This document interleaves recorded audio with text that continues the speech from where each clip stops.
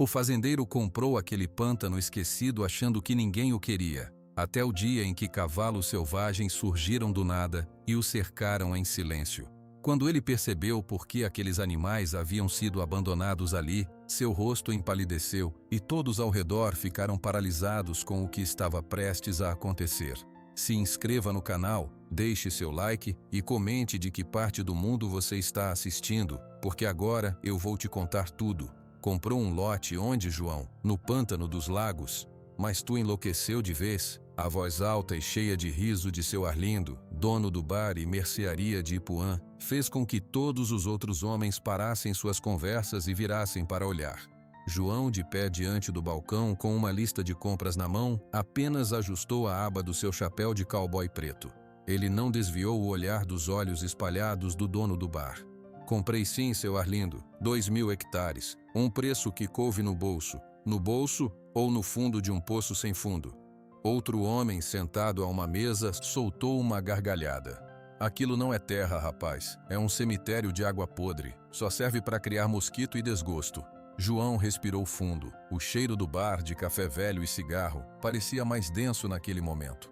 Tudo no mundo vira bom terra quando a gente coloca trabalho, senhor Tião. Trabalho duro. Trabalho duro eu conheço, disse seu Arlindo, balançando a cabeça enquanto enchia um saco com os mantimentos que João havia pedido. Arroz, feijão, café, farinha, sal. Trabalhei a vida toda, mas tem trabalho e tem loucura. Tu juntou dinheiro a vida inteira, desde os 10 anos, para jogar fora num brejo do Mato Grosso? O que teu pai lá do céu ia dizer? O nome do pai fez os dedos de João se apertarem em volta da lista. Ele forçou a mão a relaxar.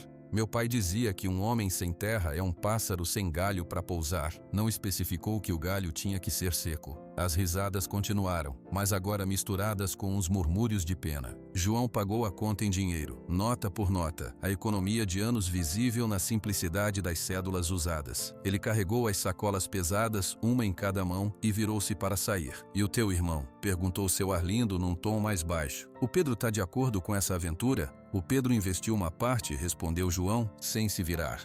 A terra é minha, a decisão também. Ele saiu do bar sob o peso dos mantimentos e do olhar dos homens. O sol da tarde batia forte nas ruas de terra de Ipuã. Sua caminhonete velha, uma picape verde desbotada, esperava do lado de fora. Ele colocou as compras na caçamba, ao lado das ferramentas novas. Enxada, machado, facão, uma pá. Tudo brilhando, ainda sem marcas de uso. A viagem até Mato Grosso levou 3 dias. 3 dias de estradas longas, paisagens que mudavam do café de São Paulo para o Cerrado Imenso e depois para uma terra mais plana e úmida. João dirigia em silêncio, parando só para dormir um pouco à beira da estrada ou para abastecer. Sua companhia era o rádio, saindo e entrando no ar, e seus próprios pensamentos. No terceiro dia, uma placa simples, escrita à mão em um pedaço de madeira, marcou a entrada. Fazenda Lagoa Serena Proprietário, João da Silva.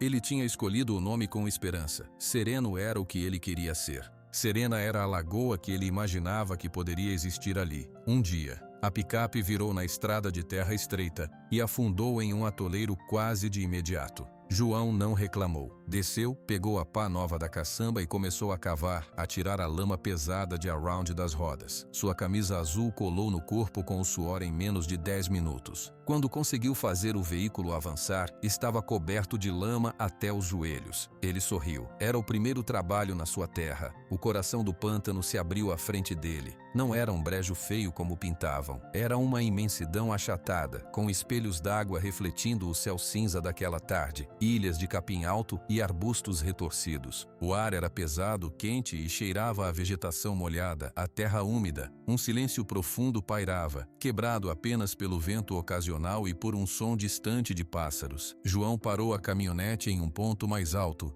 um pequeno barranco que não alagava. Este seria o lugar. Desceu e caminhou até a borda do barranco, olhando para a extensão que agora era dele. Tirou o chapéu, passou o braço pela testa suada e colocou o chapéu de volta na cabeça com firmeza. Tá feito, ele disse para o vento, sua voz soando estranha no vasto silêncio. Agora é fazer valer. Os primeiros dias foram de solidão e trabalho bruto. Ele montou uma barraca de lona resistente, seu lar temporário. Cavou um buraco para servir de latrina, longe do córrego de onde tirava água para beber depois de ferver. Passava os dias limpando uma área perto da barraca, cortando o capim duro com o facão novo, que ele amolava religiosamente no final de cada tarde. Seu corpo doía de maneiras novas todas as noites. As mãos, já calejadas, ganharam novas bolhas que se transformaram em calos ainda mais grossos. Mas ele ia dormir com uma sensação que não conhecia, a de dono, a de estar construindo algo só seu. Uma semana depois, seu telefone tocou. A ligação conseguindo um sinal fraco no topo do barranco. Era Pedro. João, cadê você, homem? Tentei ligar ontem o dia todo. Tô na terra, Pedro. O sinal é ruim. Escuta, eu falei com o Agostinho, aquele que vende gado. Ele topa vender um lote de novilhas magras por um preço bom. Mas a gente precisa preparar o pasto rápido. Como tá aí? Já drenou alguma coisa? João olhou para a frente para o capim molhado que brilhava sob o sol da manhã. Ainda não comecei a drenar. Tô conhecendo o terreno, vendo onde a água corre, onde fica parada. Ouviu-se um suspiro longo e impaciente do outro lado da linha.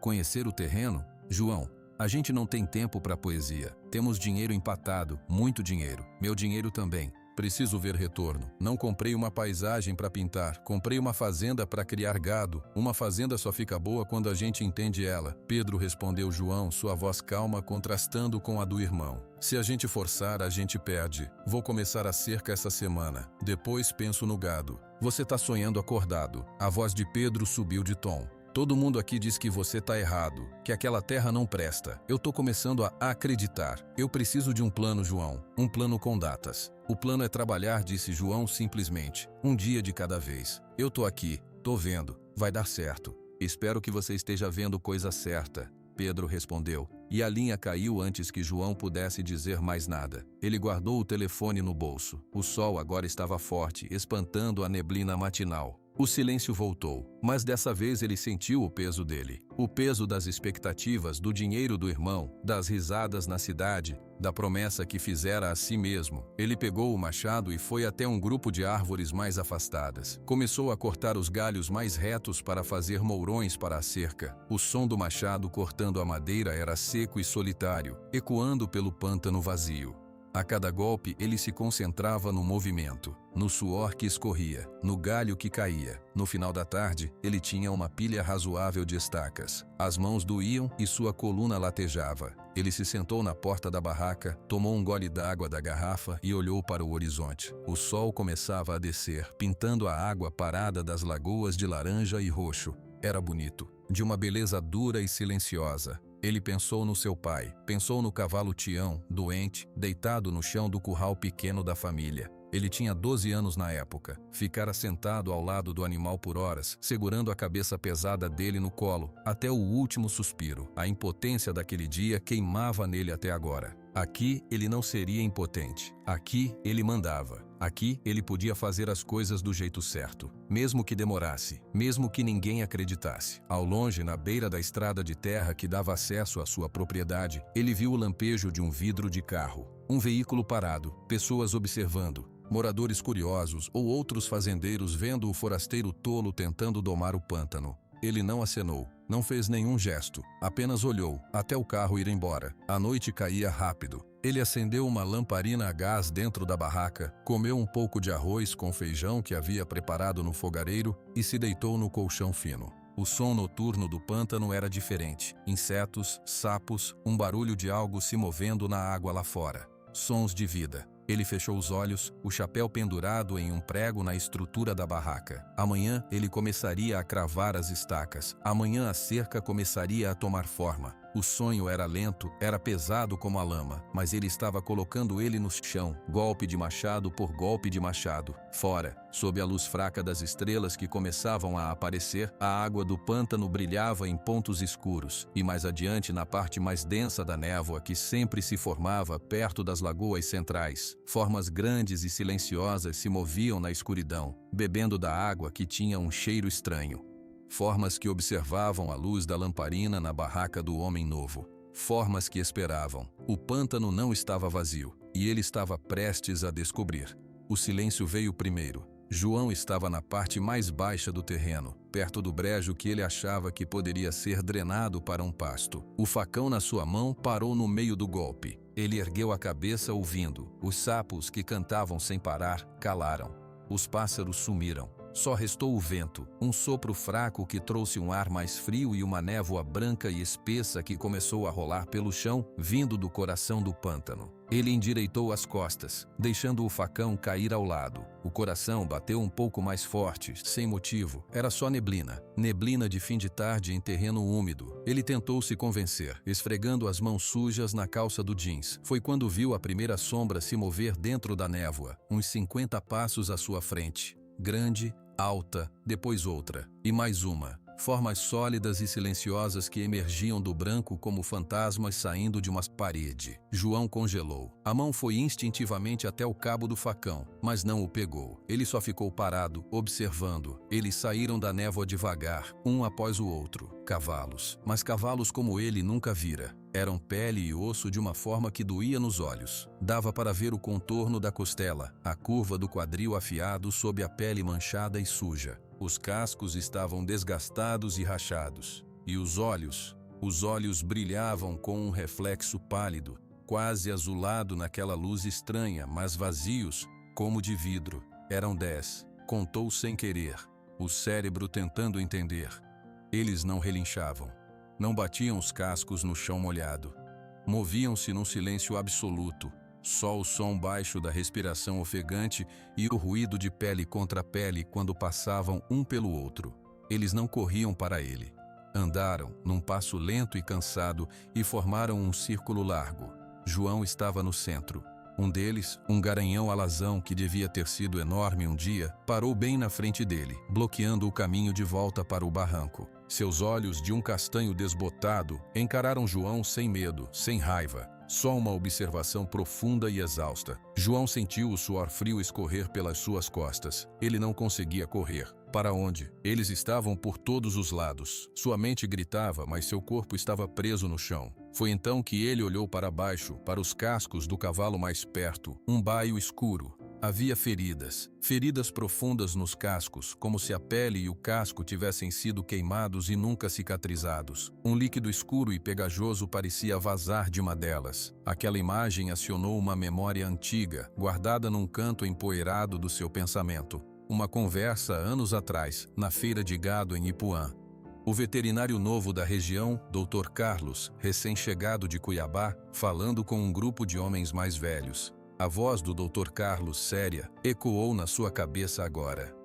Sintomas muito estranhos. O animal fica apático, perde peso rápido. As feridas nos cascos não fecham. A gente chamou de febre do pântano. Não tinha cura conhecida. O protocolo na época foi de isolamento radical.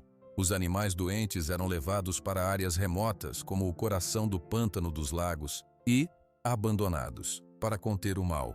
Um dos velhos tinha perguntado: "E os bichos? Morriam lá?" E o Dr. Carlos, após uma pausa: "Sim, a ideia era que morressem, para não espalhar."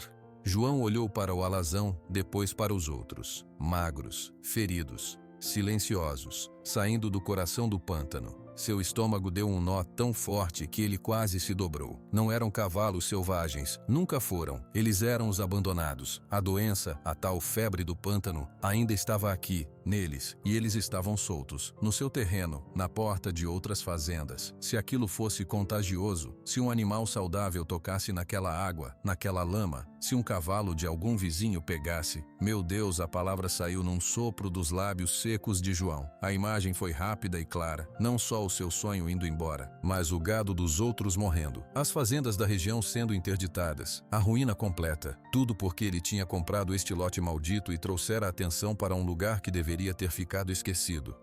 O cavalo alazão deu um passo à frente, um movimento simples. Os outros 9 cavalos fizeram o mesmo, em uníssono, apertando o círculo. João recuou um passo e o pé afundou na lama até o tornozelo. O susto o fez tropeçar para trás, sentando com força no chão úmido. O impacto tirou o ar dos seus pulmões. Os cavalos pararam. Eles só olhavam. De longe, muito longe, veio um som, gritos. João virou a cabeça com dificuldade. Lá na estrada de terra, no limite da sua propriedade, ele viu vultos. 2 ou 3 pessoas, talvez os mesmos curiosos de outros dias. Elas apontavam para a névoa, para o círculo de cavalos fantasmagóricos. Os gritos eram de alerta, de medo. Olha, ali, no brejo, é o forasteiro. Ele tá cercado. São os cavalos doentes. São eles. O pânico alheio chegou até ele em ondas. João sabia o que aquelas pessoas estavam pensando. A mesma coisa que ele tinha pensado segundos antes: o perigo, a contaminação, o fim. Ele tentou se levantar, escorregando na lama. O cavalo alazão não se moveu. Seus olhos cansados pareciam perfurar João, ir além do medo, até um lugar mais profundo. E então, sem querer, a imagem que veio à mente de João não foi de gado morrendo ou de fazendas em quarentena. Foi de Tião, seu velho cavalo. Não no auge, mas no fim. Deitado na palha suja, a respiração era um saco pesado e dolorido, os olhos opacos de sofrimento, a mesma fraqueza, a mesma perda de esperança. A mão pequena de João, aos 12 anos, acariciando o focinho quente, sem poder fazer nada a não ser esperar o fim. A pena foi um soco no peito, mais forte que o medo, mais forte que o pânico dos gritos ao longe. Os cavalos à sua volta não eram uma praga, eram sobreviventes, eram Tião, multiplicado por 10, abandonados à própria sorte num pântano. Eles não estavam atacando, estavam observando, talvez esperando, o que João não sabia. O círculo de cavalos começou a se mover de novo, não para frente, mas para os lados. Eles abriram um caminho. O alazão recuou um passo, virou a cabeça para o lado, olhando para uma abertura entre eles que levava de volta para a direção do barranco, para a barraca de João. Era um convite para ir embora? Ou apenas indiferença? João, com o coração batendo na garganta, se levantou com cuidado. A lama grudou nas suas calças e nas suas botas. Ele não tirou os olhos do alazão. Deu um passo para o lado em direção à abertura. Nenhum cavalo se moveu para fechá-la. Ele deu outro passo. E mais um. Em 10 passos, ele estava fora do círculo. As formas magras e silenciosas agora estavam de costas para ele, como se ele tivesse deixado de importar. Eles começaram a se mover de novo, em direção à lagoa de água escura, sumindo devagar na névoa que ainda não dissipava. João não esperou. Ele virou e começou a andar. Rápido no início, depois quase correndo, subindo o barranco, escorregando, se agarrando em raízes. Os gritos da estrada tinham parado.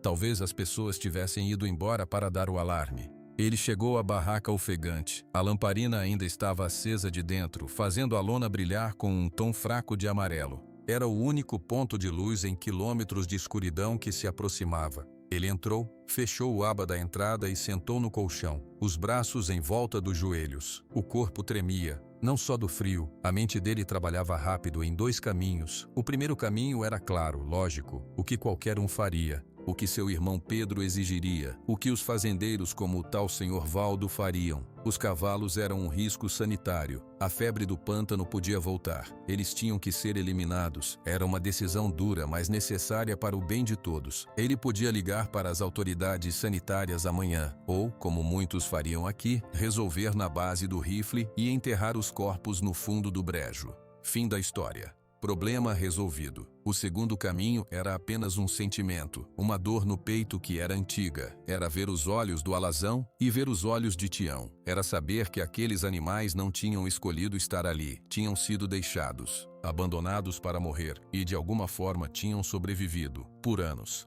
A decisão lógica gritava mais alto. Era a decisão de um fazendeiro prático, a decisão que protegia seu investimento, o dinheiro do seu irmão, a paz da região.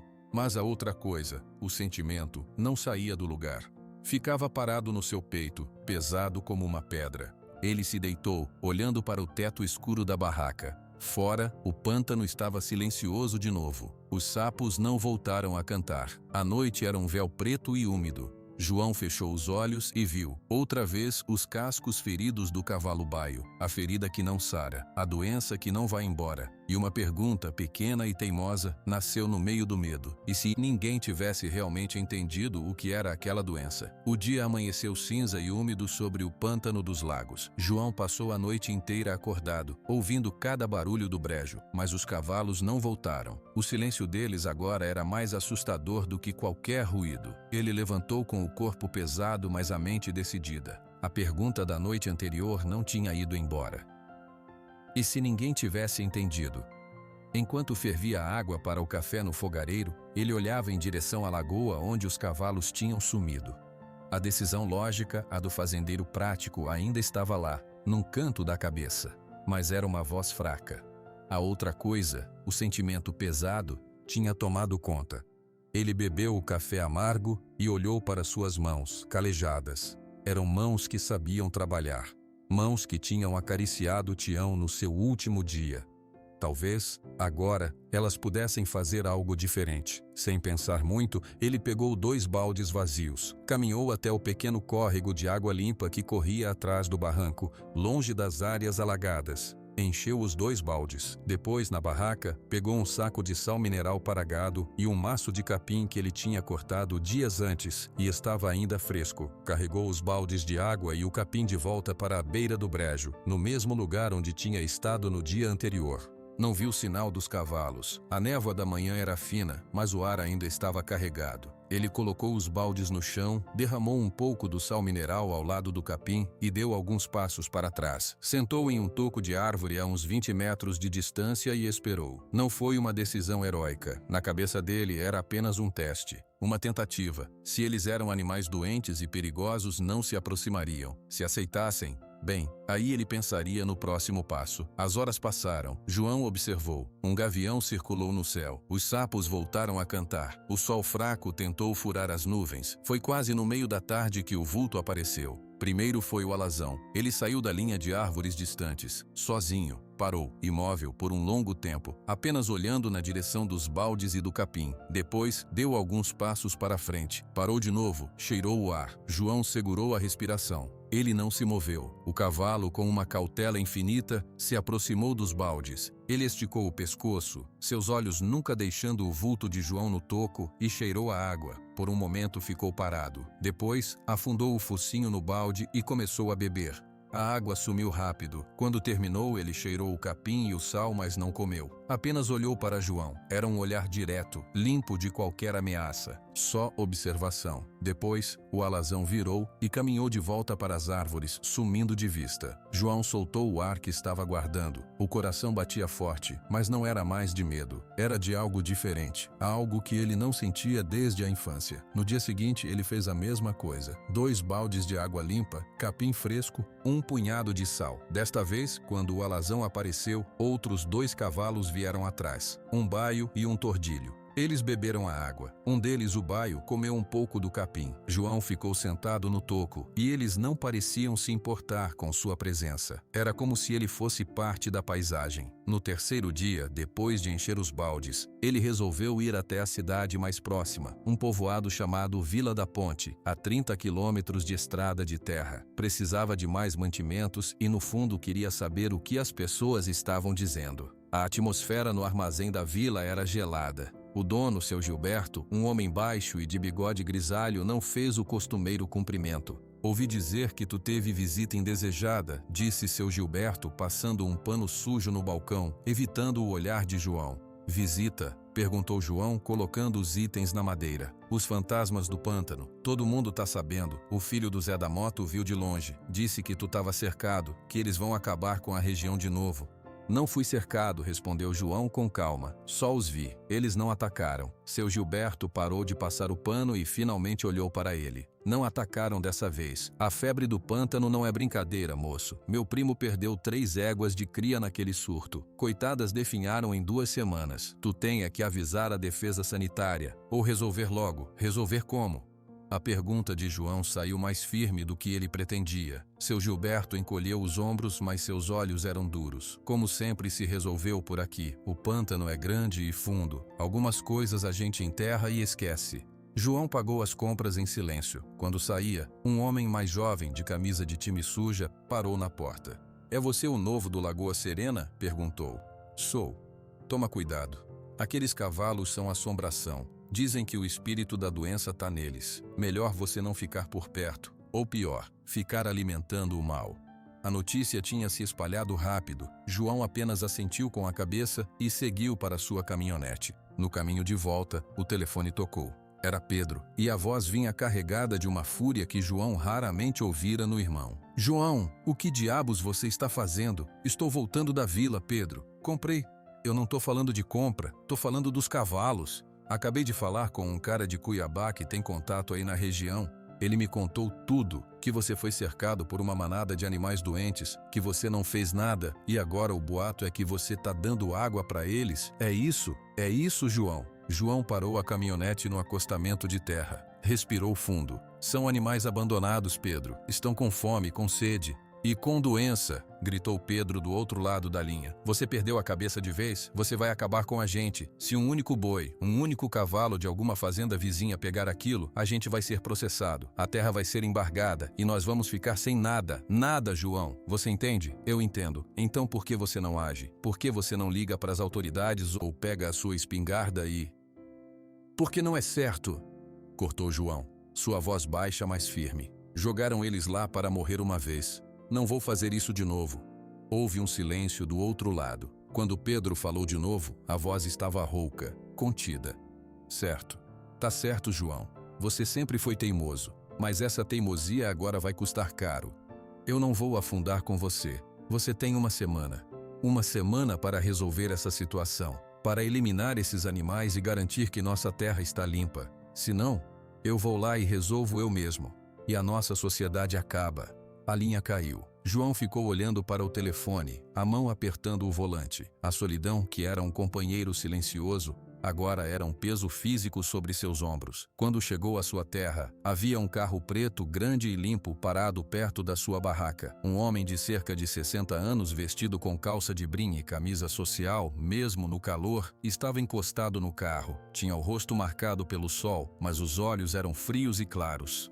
Dois homens mais jovens com cara de capatazes ficavam um pouco atrás. João Silva? Perguntou o homem mais velho sem se aproximar. Sim, e o senhor? Valdo Assunção, sou dono da Fazenda Santa Fé e de mais umas terras por aqui. Acho que você ouviu falar. João tinha ouvido. Senhor Valdo era o maior produtor da região. Um homem de influência. Ouvi sim, em que posso ajudar? Valdo deu 2 passos à frente, as mãos nos quadris. Vamos deixar as coisas claras, rapaz. Você chegou aqui cheio de sonho, comprou um lote problemático. Problema seu. Mas quando seu problema vira ameaça para os outros, aí vira problema meu. Esses cavalos do pântano são uma chaga. Eles precisam sumir. Estou avaliando a situação, disse João, mantendo a voz neutra. Não há o que avaliar, a voz de Valdo não era alta, mas era cortante. A avaliação foi feita há 15 anos. A doença é incurável e contagiosa. A solução é a mesma de sempre. Você pode fazer do jeito certo, chamando as pessoas certas, ou pode deixar que a gente faça, mas vai ser feito. João olhou para os olhos claros do fazendeiro. Viu ali uma determinação de aço. Não era uma sugestão, era uma ordem. E se a avaliação de 15 anos atrás estiver errada? A pergunta saiu antes que João pudesse pensar. Valdo franziu a testa como se João tivesse dito uma blasfêmia. Errada? Quem é você, um rapaz do interior de São Paulo, para questionar o que especialistas decidiram? Olhe para eles. Estão mortos-vivos. São um perigo ambulante. Eu soube que você está alimentando essa praga. Cesse isso imediatamente. Você tem até o fim de semana. Se na segunda-feira esses animais ainda estiverem respirando, eu vou considerar que você é parte do problema. E problemas, a gente extirpa. Sem esperar uma resposta, Valdo virou as costas e entrou no carro. Os 2 homens olharam para João mais um instante. Depois entraram também. O carro preto levantou uma nuvem de poeira ao sair. João ficou parado no mesmo lugar por um longo tempo. O vento soprava do pântano trazendo o cheiro úmido, ameaças de todos os lados, do irmão, dos vizinhos, do homem mais poderoso da região. Ele olhou para os 2 baldes vazios perto da porta da barraca. Olhou em direção ao brejo, caminhou até o córrego, encheu os baldes novamente. Pegou mais capim e voltou para o mesmo lugar perto da lagoa. Ele os colocou no chão, um pouco mais perto das árvores dessa vez, e não se sentou no toco. Ficou de pé ao lado dos baldes. Ele estava sozinho. O mundo todo estava contra ele, mas naquele momento, olhando para a água limpa que ele trouxera, ele sabia, com uma certeza que vinha das suas próprias mãos calejadas, que não poderia fazer aquilo. Não poderia ser mais uma pessoa a virar as costas. Não era heroísmo, era uma dívida com um cavalo chamado Tião, que ele não pôde salvar, e talvez uma dívida com a verdade que ninguém mais parecia querer enxergar. Ele esperou até o começo da noite. Os cavalos não vieram. Talvez sentissem a perturbação, a energia ruim deixada pelos visitantes. João voltou para a barraca. Acendeu a lamparina. O círculo de luz era pequeno, mas era dele. Fora, na escuridão do pântano, 10 pares de olhos observavam a luzinha amarela de longe. E um deles, os olhos cansados de um alazão, parecia entender que aquele homem, aquele ponto de luz solitário, tinha acabado de cruzar uma linha. E não havia mais volta. A picape vermelha levantou uma nuvem de poeira tão grossa que, por um momento, João pensou que era um incêndio. Ela veio em alta velocidade pela estrada de terra e parou de forma brusca a poucos metros da barraca, fazendo as galinhas que ele tinha comprado na vila e que agora ciscavam livres, cacarejarem e voarem para os lados. A porta do motorista se abriu. Uma mulher jovem de cabelos pretos presos num rabo de cavalo alto saltou. Ela usava calça jeans, uma camiseta clara e tênis. Tinha um celular em uma mão e uma pequena câmera profissional na outra. Seus olhos castanhos claros escanearam o local rápido, passando pela barraca, pelos baldes, pela cerca inacabada, e finalmente pousando em João, que estava parado na porta, uma chave de fenda na mão. "Você é João Silva?", perguntou ela com uma voz firme e um pouco apressada. "Sou, e a senhora?", Mara Souza, repórter do Portal do Centro-Oeste, de Cuiabá. Ela se aproximou sem oferecer a mão para cumprimentar. Em vez disso, levantou o celular e filmou por alguns segundos. Um lento panorama que ia de João até a paisagem do pântano ao fundo. "O que a senhora quer aqui?", a voz de João saiu mais áspera do que ele pretendia. Mara baixou o celular e focou nele. "Estou fazendo uma matéria sobre os cavalos. Os cavalos doentes. Os que estão no seu terreno. O assunto está quente nas redes sociais. Meu editor me mandou até aqui." "Não tem cavalos doentes no meu terreno", disse João, virando-se e indo até uma mesa rústica onde consertava uma cerca elétrica. "Não", Mara o seguiu, a câmera agora desligada, pendurada no pescoço. "Porque em Vila da Ponte todo mundo fala que tem. Dizem que são cavalos zumbis, que saem da névoa, que você está alimentando eles." João parou de mexer na peça e olhou para ela. "Cavalo zumbi? É a expressão que está sendo usada. Gera clique, engajamento. As pessoas estão com medo, João. Acham que a tal febre do pântano vai voltar. E você aqui no epicentro de tudo. É uma boa história." "Não é uma história. É a minha vida", ele respondeu, voltando ao concerto. Mara puxou uma cadeira de plástico que estava perto da mesa e sentou, observando-o trabalhar. "Então me conta, o que realmente aconteceu? Você viu os animais?" João hesitou. A teimosia dele disse para ficar quieto, mas outra parte, uma parte pequena, pensou que talvez falar com alguém de fora, mesmo uma repórter, pudesse mudar algo. "Vi. São 10 cavalos. Estão magros, muito magros, com feridas. Eles não são agressivos. E por que você não chamou ninguém? A defesa sanitária? O veterinário? Porque..." Ele parou procurando as palavras. "Porque acho que merecem uma chance." Mara soltou um som baixo, quase um riso. "Uma chance?" "João, pelas fotos que vi, sim, já tem fotos ruins circulando. Esses animais estão à beira da morte. A chance deles já foi há anos quando foram abandonados aqui. Você está sendo sentimental. E no meio do caminho tem uma possível crise sanitária." João largou a chave de fenda na mesa com um ruído seco. "E se não for uma doença? E se for outra coisa?" A repórter inclinou a cabeça interessada. "O que mais poderia ser?" "Não sei ainda, mas vou descobrir." Mara ficou em silêncio por um momento, estudando o rosto dele. "Você é diferente do que imaginei. Pensei que encontraria um velho fazendeiro amargurado ou um hippie maluco. Você é só... teimoso. Prefiro a palavra determinado, tanto faz. A questão é, sua determinação está prestes a virar um circo. Minha matéria vai ao ar hoje à noite, com ou sem a sua cooperação. Se você falar comigo, pelo menos sua versão estará lá." João olhou para o pântano. O vento trazia o cheiro da água parada. "O que você quer saber?" Mara ligou o gravador do celular e colocou sobre a mesa. "Tudo, desde o começo", ele contou, de forma simples, sem drama. Sobre a compra da terra, sobre o primeiro encontro silencioso, sobre a decisão de dar água. Não mencionou a ameaça de Valdo nem a ligação do irmão. Quando terminou, Mara desligou o gravador. "E você acha que pode fazer o quê? Salvá-los? Sozinho?" "Vou tentar entender o que tem. Preciso de um veterinário. Um de verdade. Conhece algum?" "Só de nome. Um tal de Dr. Carlos Almeida, acho. Dizem que ele vive na cidade, mas não atende mais. Que era o especialista na tal febre." Mara anotou o nome em um bloco de notas que tirou da bolsa. "Vou tentar encontrá-lo para a matéria. 2 personagens são melhores que um." Enquanto isso, ela se levantou e pegou a câmera profissional. "Preciso de imagens dos tais cavalos. Você pode me levar até onde eles ficam?" João hesitou. Eles são ariscos. A sua presença, o barulho, pode espantá-los, ou pode tornar a matéria muito mais impactante. Vamos, João, me ajuda a te ajudar. Relutante, João concordou. Caminharam em silêncio até a beira da área alagada. A tarde estava limpa, sem névoa. Mara filmava tudo. O terreno pantanoso, os vestígios de cascos na lama, a água escura das lagoas. De repente ela parou. Lá longe, na borda de um capinzal alto, uma forma se moveu. Era o alazão, sozinho como sempre parecia estar. Ele parou e olhou na direção deles. Ali, sussurrou Mara com um misto de excitação e medo.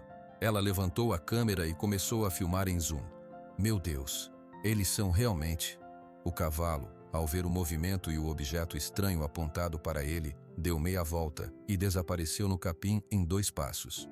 Ariscos completou, Mara, baixando a câmera, um pouco desapontada, mas deu para ver o estado. É chocante, perfeito. Na volta para a barraca, ela estava mais animada. Essa história tem tudo, João. O homem solitário, os animais fantasmas, o perigo misterioso, vai bombar. Vou publicar ainda hoje. Só peço uma coisa, disse João, parando antes de chegarem à picape dela. Não use a palavra zumbi, são cavalos, só isso. Mara mordeu a tampa da caneta que tinha na mão, pensativa. Vou ver o que o editor acha, mas prometo que sua fala estará lá. Toda ela. Ela entrou no carro e partiu tão rápido quanto chegou, deixando João envolto em poeira e numa sensação estranha de exposição. A matéria foi publicada às 8 horas da noite. O título era Fazendeiro Solitário enfrenta cavalos zumbis em pântano de MT. Vou tentar entendê-los, diz. O vídeo mostrava João trabalhando, a paisagem desolada e os poucos segundos do alazão à distância, que pareciam muito mais assustadores na tela do computador.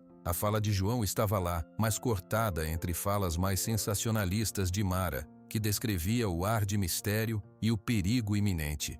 João viu no seu celular com o sinal fraco. Os comentários começaram a chover. Centenas, depois milhares. Maluco vai acabar com a pecuária da região. Coitados dos animais, mas tem que sacrificar. Que homem corajoso, está protegendo os bichos. Isso é coisa do demônio. Cavalo que não faz barulho. Cadê o governo? Prende esse cara. Ele desligou o celular. A sensação de exposição virou um nó na garganta. Ele não era mais um homem teimoso num brejo. Era um personagem de um circo nacional. No dia seguinte, o telefone não parou de tocar. Números desconhecidos. Alguns repórteres de outros canais. Pedro não ligou. O silêncio do irmão era pior. João decidiu que precisava do veterinário. Dr. Carlos era sua única esperança de trazer alguma credibilidade, alguma ciência para aquilo tudo. Pegou a caminhonete e foi até a cidade onde, segundo Mara, o Dr. Carlos vivia. A casa era simples, numa rua tranquila. O jardim estava descuidado. João bateu na porta, demorou para abrir. O homem que apareceu era baixo, com uma barriga saliente, cabelos grisalhos desalinhados. Usava óculos grossos e uma camisa amarrotada. Ele cheirava a álcool e desleixo. O senhor é doutor Carlos? Perguntou João. Sou. E você? A voz era rouca e cansada. João Silva. Sou o dono da terra no Pântano dos Lagos. Imediatamente os olhos do homem por trás dos óculos ficaram alertas e depois cheios de um medo antigo. Ele começou a fechar a porta. Não posso ajudá-lo. Boa tarde. Por favor. Dr. João colocou o pé na soleira, impedindo a porta de fechar completamente. Eu só preciso de uma orientação sobre os cavalos, os que estão lá. Não há cavalos no Pântano dos Lagos, disse Dr. Carlos olhando para o chão. Foram todos eliminados há muito tempo. Mas há, doutor. 10. Eles estão vivos, com as mesmas feridas, os mesmos sintomas que o senhor descreveu uma vez. O veterinário apertou os olhos como se uma dor de cabeça súbita o atingisse. Você não sabe no que está se metendo. Deixe isso para lá. Deixe esses animais em paz. Eles estão onde deveriam estar. Onde deveriam estar? Abandonados? Doentes? Preciso de ajuda para entender o que eles têm. Talvez a febre do pântano não seja o que pensavam. Dr. Carlos deu um passo para trás, para dentro da casa escura. Seu rosto estava pálido. Ouça-me bem, rapaz. Alguns fantasmas é melhor não desenterrar. Eles puxam você para baixo junto. Eu não posso ajudar você. Não vou. Agora, por favor, saia da minha porta. A porta foi fechada com firmeza na cara de João. Ele ouviu o som de uma chave girando na fechadura. João ficou parado na calçada, a tarde de sol parecendo falsa. O único homem que podia explicar a ciência por trás daquilo se recusava a falar. E não era apenas relutância, era medo. Ele voltou para o pântano com o espírito mais pesado do que nunca. A barraca, que antes era seu refúgio, agora parecia uma cela. A fama indesejada, a hostilidade dos vizinhos, a ameaça de Valdo, o abandono do irmão, a recusa do veterinário. Tudo se acumulava. Sentou-se à beira do barranco, olhando a água parada. O sol começava a descer. Então, ele os viu. Todos os 10, saindo juntos da mata distante, em fila, liderados pelo alazão. Eles foram até a lagoa e começaram a beber, com a calma habitual. João os observou. Observou o alazão, que sempre parecia estar vigiando os outros. Ele mancava levemente de uma pata dianteira. Mesmo arruinado, tinha uma postura, uma dignidade. Era um líder. Inácio, a palavra saiu da boca de João sem que ele pensasse. Era o nome do seu avô, um homem teimoso e quieto como ele. O cavalo, como se tivesse ouvido, ergueu a cabeça da água e olhou na direção de João. Não se assustou, apenas olhou por um longo momento. Depois voltou a beber. Naquele instante, na solidão imposta por todos, João percebeu que aquela era a única conexão que importava. A conexão silenciosa com aquele animal e, através dele, com os outros. Eles eram os únicos que não exigiam nada dele. Apenas existiam. Ele tinha um nome agora, Inácio, e um propósito que ninguém, nem ele mesmo, entendia completamente, mas que era mais forte do que todos os gritos do mundo. Inácio e os outros cavalos começaram a fazer parte da rotina de João. Ele os observava todos os dias, não só quando levava água, mas de longe, com um velho binóculo que tinha na caminhonete. Ele notou coisas. Eles só bebiam água de uma lagoa específica, a maior e mais escura no centro da área mais alagada. Mesmo com outras poças de água mais limpa por perto, eles caminhavam em fila sempre à mesma hora para beber daquela lagoa. À noite, eles andavam. João descobriu isso porque em 2 noites seguidas, ele acordou com um ruído baixo de cascos na lama. Ele saía da barraca e, com uma lanterna fraca, via as sombras enormes se movendo em círculos lentos, sempre começando e terminando perto da mesma lagoa. Não era um passeio, parecia um ritual, uma caminhada sem destino, apenas em volta da água. João começou a anotar em um caderno velho, horas, comportamentos, o estado dos animais. Quanto mais observava, menos ele acreditava que aquilo era uma doença infecciosa. Doenças costumam derrubar os animais, deixá-los prostrados. Aqueles cavalos, apesar de magérrimos e com feridas, tinham energia para andar quilômetros todas as noites, e não brigavam entre si. Havia uma ordem, uma hierarquia silenciosa liderada por Inácio. No 5º dia de observação mais atenta, João resolveu se aproximar da lagoa durante o dia, enquanto os cavalos estavam descansando em um capinzal mais distante. Ele pegou um pedaço longo e resistente de pau, das sobras da cerca, e começou a andar cuidadosamente pelo terreno encharcado em direção à água escura. O cheiro era diferente. Não era o cheiro de terra molhada e plantas apodrecendo comum no resto do pântano. Era um cheiro mais ácido, metálico, que ficava no fundo do nariz. Muito fraco, mas perceptível. A água tinha uma cor estranha.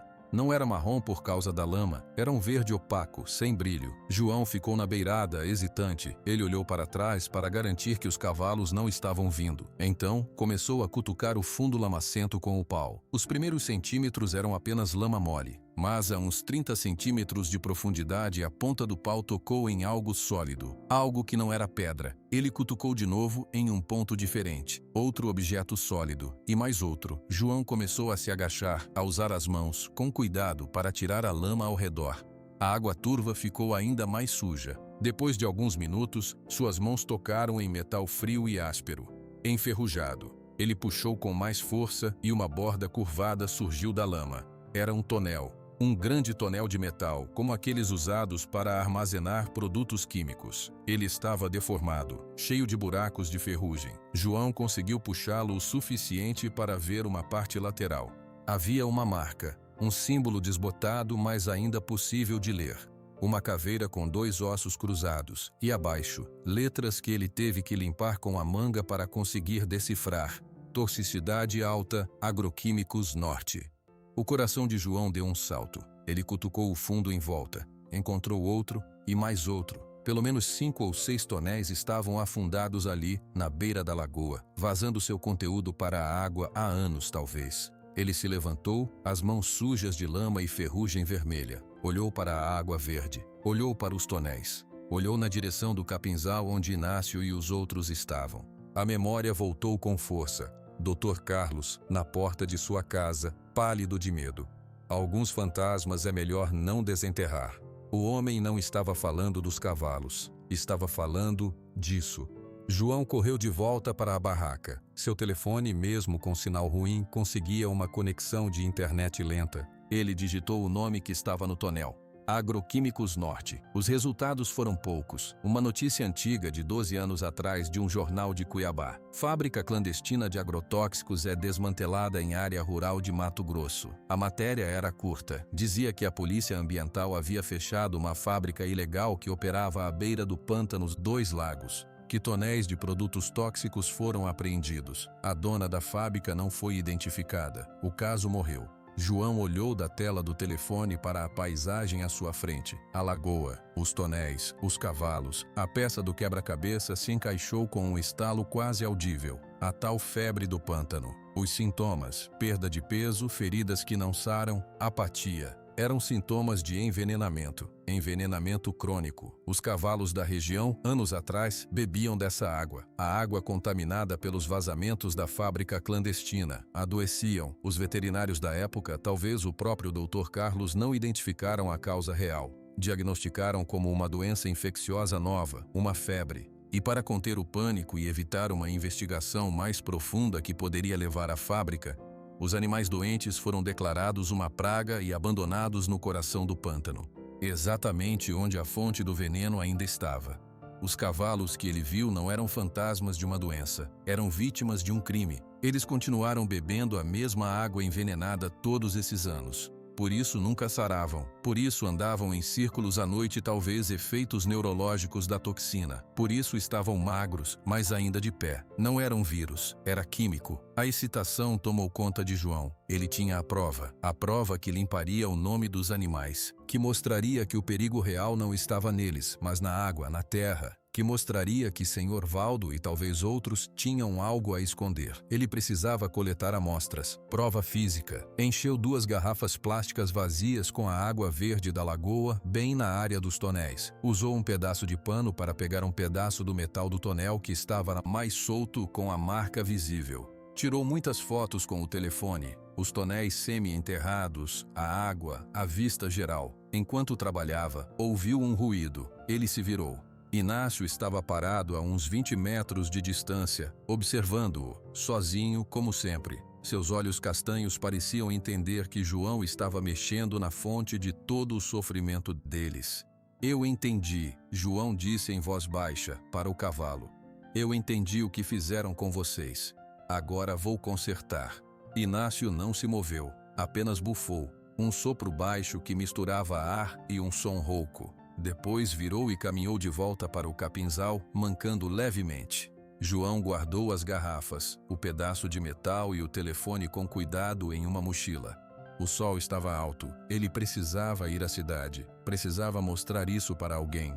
Para a polícia ambiental, para a prefeitura, para a repórter Mara, para o Dr. Carlos. Agora eles teriam que ouvi-lo. A caminhonete parecia mais leve na estrada de terra. A esperança, uma visitante rara nos últimos dias, batia forte no seu peito. Ele não estava louco. Sua teimosia tinha um fundamento. Ele tinha descoberto a verdade. Chegando à Vila da Ponte, seu primeiro destino foi a pequena sede da Polícia Militar Ambiental. Um quartinho anexo à prefeitura. Um soldado jovem estava atrás de uma mesa.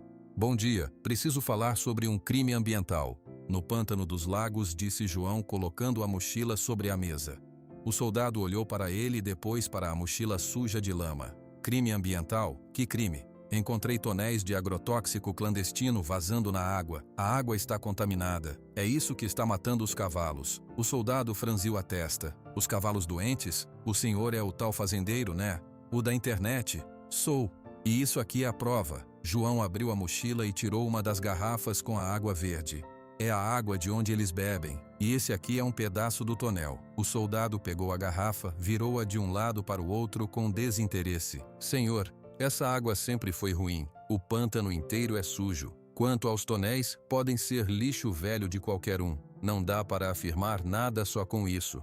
Mas tem a marca. E a notícia da fábrica clandestina. Notícia velha. Isso aí não é prova de crime atual. Se o senhor quer fazer uma denúncia formal, pode preencher este formulário. O soldado puxou uma pilha de papéis de uma gaveta. Aí a gente analisa e, se for o caso, envia uma vistoria. Pode levar uns 2 meses. 2 meses? Mas os cavalos... Os cavalos são um problema sanitário, senhor. Isso é com a defesa animal, ou com o próprio dono do terreno, que é o senhor. Minha recomendação, faça o que todo mundo está pedindo. Resolva logo esse problema dos bichos. Esse papo de tonel é furada. João pegou a garrafa e o pedaço de metal de volta, sentindo o chão desaparecer sob seus pés. Ele foi até a prefeitura. A resposta foi similar, dada por um secretário apressado. Isso é questão técnica, não municipal. Desanimado, mas não derrotado, ele se lembrou de Mara. Ela talvez visse o valor da história. Encontrou o número dela no celular de quando ela havia ligado. Mara, é o João do pântano. João, estava pensando em te ligar.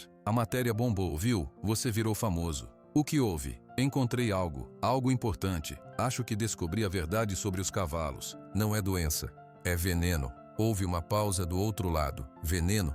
Que tipo de veneno? Agrotóxico. Tem tonéis velhos da tal fábrica clandestina vazando na lagoa onde eles bebem. Tenho amostras, tenho fotos. Outra pausa mais longa. Ele ouviu o som de uma caneta sendo mordida. João, cavalo zumbi gera clique. Cavalo intoxicado por agrotóxico gera processo e gera dor de cabeça. É uma denúncia muito grave. Precisaria de uma investigação, laudo pericial. Meu editor não vai querer se envolver nisso sem provas muito sólidas. Eu tenho as provas aqui, uma garrafa de água barrenta e um ferro velho. Isso não é prova, João. É circunstancial. Para uma matéria como a que eu fiz é perfeito. Para uma denúncia criminal, é quase nada. Além do mais, se isso for verdade, você está mexendo com gente grande. A tal fábrica clandestina não operava sozinha. João sentiu a raiva subir, quente e amarga. Então você não vai ajudar? Estou te ajudando a entender. Se você quiser, posso ir aí fazer uma nova matéria. Fazendeiro acha possível fonte de contaminação no pântano, mas o ângulo tem que ser cuidadoso, muito cuidadoso. Eu não quero ângulo, quero a verdade. A verdade é complicada, João. Me avise se mudar de ideia. Ela desligou. João ficou parado no meio da rua de terra da vila, a mochila com suas provas pesando como pedras nos seus ombros. Ninguém queria saber, ninguém queria ver. Havia uma última pessoa, a única que, pelo medo que demonstrou, sabia que aquilo era real. Ele dirigiu até a casa do Dr. Carlos, bateu na porta com força. Dessa vez o veterinário abriu mais rápido. Seu rosto estava ainda mais abatido, e ele não cheirava a álcool, cheirava a suor frio. Você voltou. Eu disse que não podia ajudar.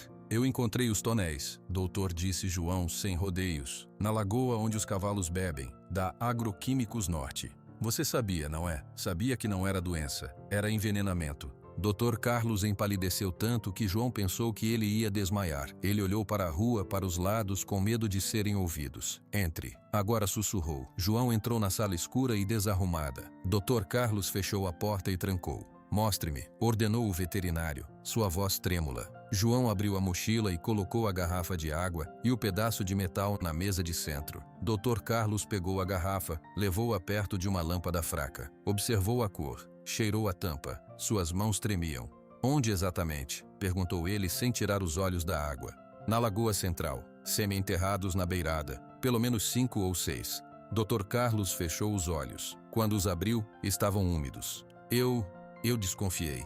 Na época, os sintomas não batiam com nenhuma infecção conhecida, mas a pressão era enorme. Os fazendeiros, os donos da fábrica, eles queriam que o assunto morresse rápido, que fosse declarada uma doença nova, quarentena e pronto. E os animais tinham que sumir. Fui covarde, assinei o laudo, concordei com o abandono. Achei que longe de outros animais eles morreriam rápido e o ciclo se encerraria. Mas eles não morreram e continuaram bebendo o veneno. Ele olhou para João com uma dor profunda no olhar. Você não sabe o que está desenterrando. O dono daquela fábrica, ele ainda está por aqui. Ele é poderoso. Ele não vai deixar você atrapalhar. O Sr. Valdo, disse João. O susto no rosto de Dr. Carlos confirmou tudo. Então você sabe. E mesmo assim está aqui. Você é louco ou muito corajoso? Sou teimoso e preciso de sua ajuda agora. para fazer um laudo novo. Dizer que os cavalos estão intoxicados, não doentes, para salvá-los. Dr. Carlos balançou a cabeça lentamente, uma negação pesada de derrota.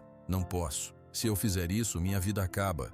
Eu tenho medo, rapaz. Um medo que você não entende. Eu vi o que eles fazem com quem atrapalha. Deixe isso pra lá, jogue essas coisas fora e faça o que todo mundo está pedindo. Acabe com os cavalos. É a única maneira de você sobreviver aqui.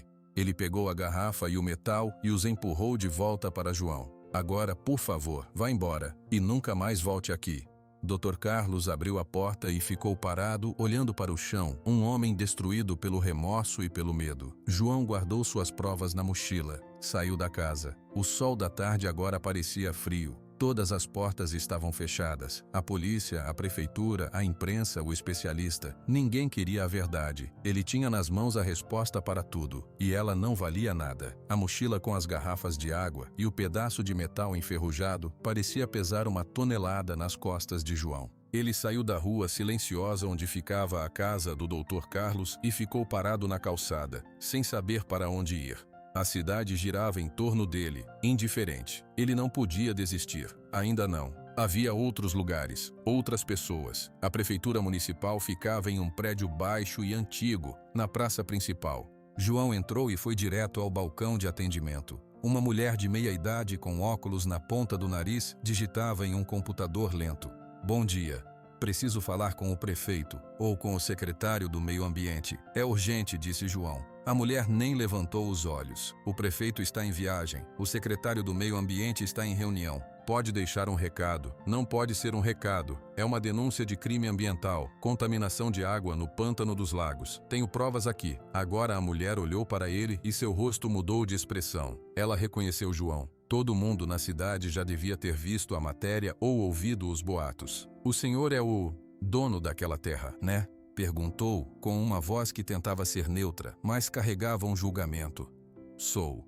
E preciso que a prefeitura tome uma providência. A água está contaminada com resíduos tóxicos. A mulher suspirou, como se aquilo fosse um problema pessoal dele. Senhor, a prefeitura não tem jurisdição sobre área de pântano. Isso é assunto para a polícia ambiental. Já o senhor falou com eles? Falei. Disseram que é lixo velho e para eu preencher um formulário. Pois então, o senhor tem que seguir o protocolo. Se preencher o formulário, a gente encaminha. E enquanto isso, os animais continuam bebendo veneno? As pessoas da região que usam água de poço? A mulher encolheu os ombros, uma expressão de impotência treinada. Sem um laudo oficial, não há nada que a gente possa fazer. Eu sugiro que o senhor procure um veterinário, ou resolva seu problema com os cavalos. Estão todos comentando. Está dando uma má imagem para a região.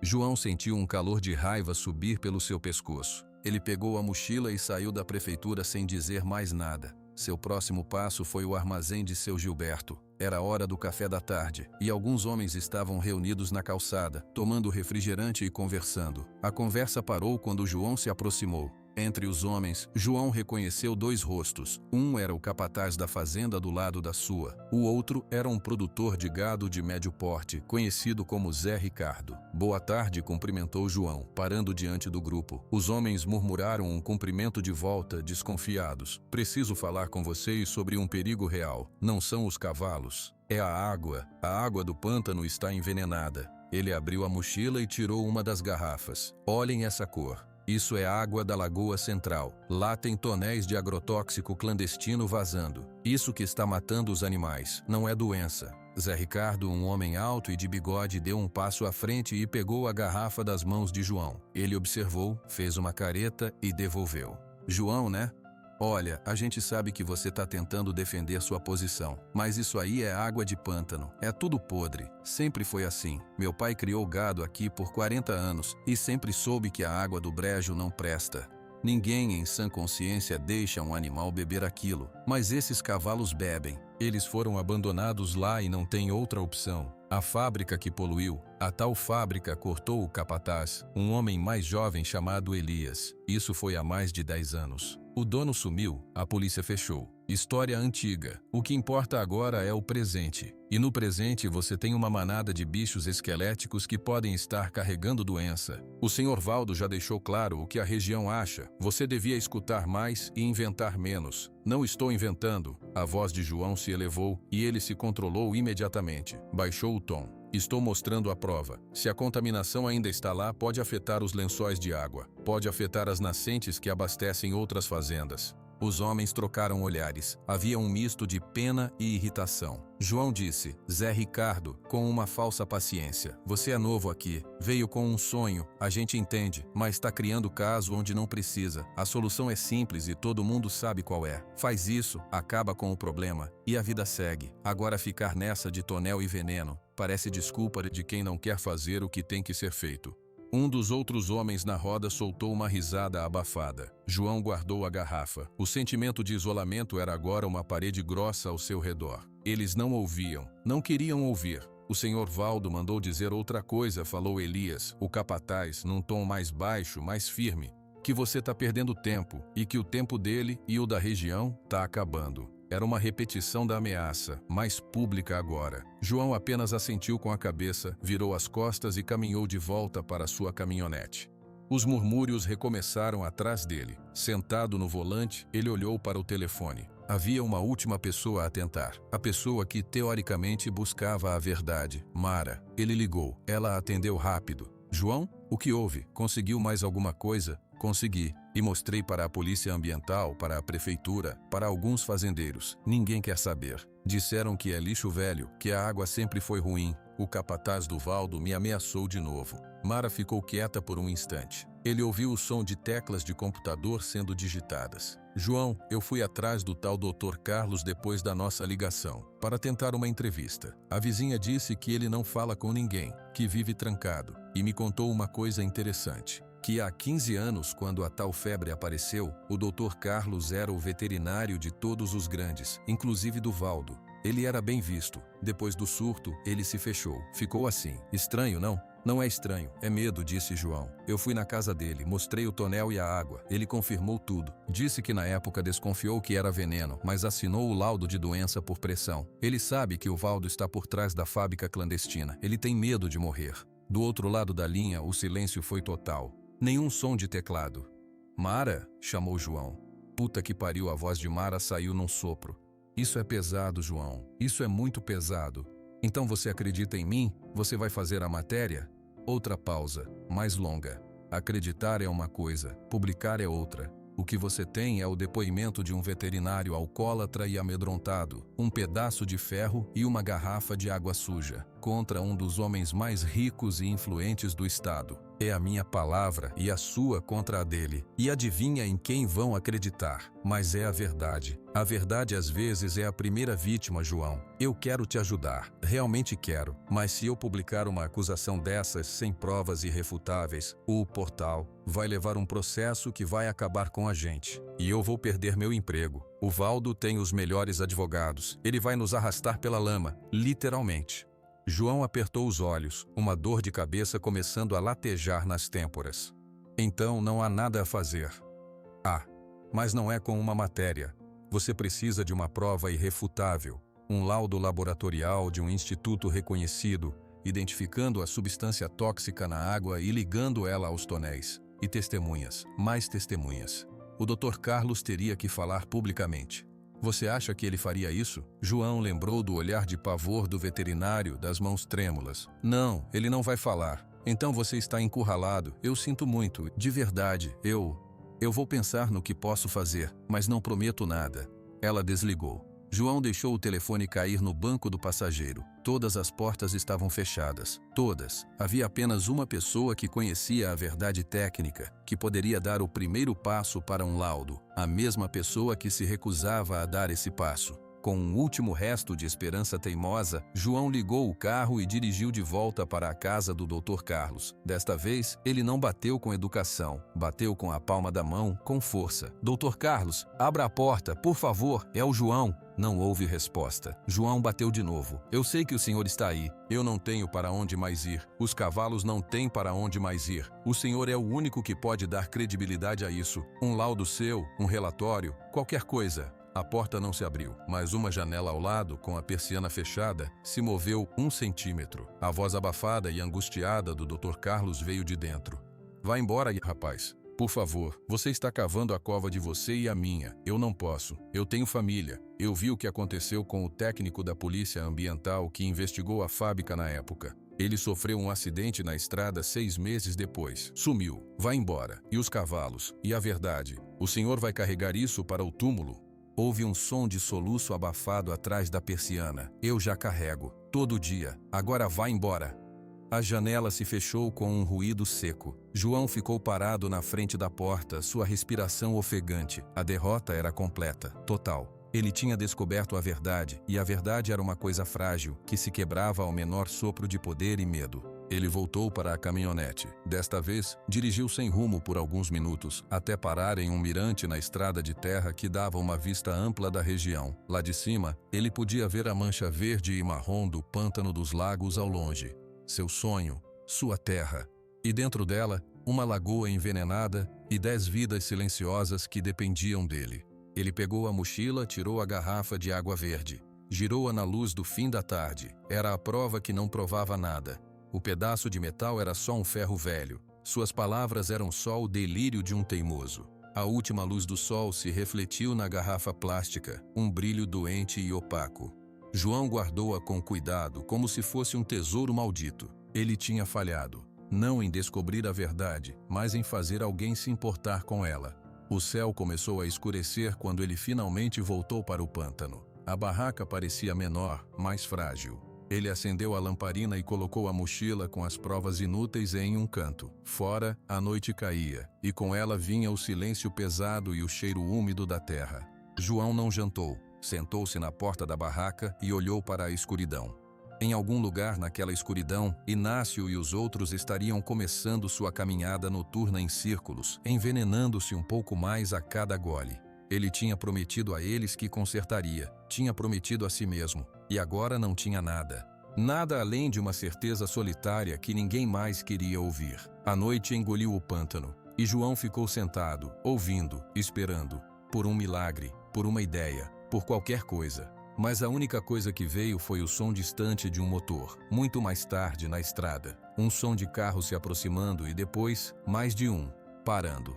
Portas sendo abertas e fechadas, vozes baixas, sérias. João se levantou, o coração acelerando. Não era a hora de visitas. Ele apagou a lamparina e ficou na escuridão, olhando na direção dos ruídos. Viu pontos de luz se movendo, lanternas, várias, e o som baixo, metálico, de algo sendo preparado. Os pontos de luz eram lanternas fortes, que cortavam a escuridão em feixes brancos e cegantes. João contou 4, 5, talvez 6. Elas se moviam em direção à sua barraca, vindas da estrada. As vozes eram baixas, masculinas, mas ele conseguia ouvir alguns pedaços.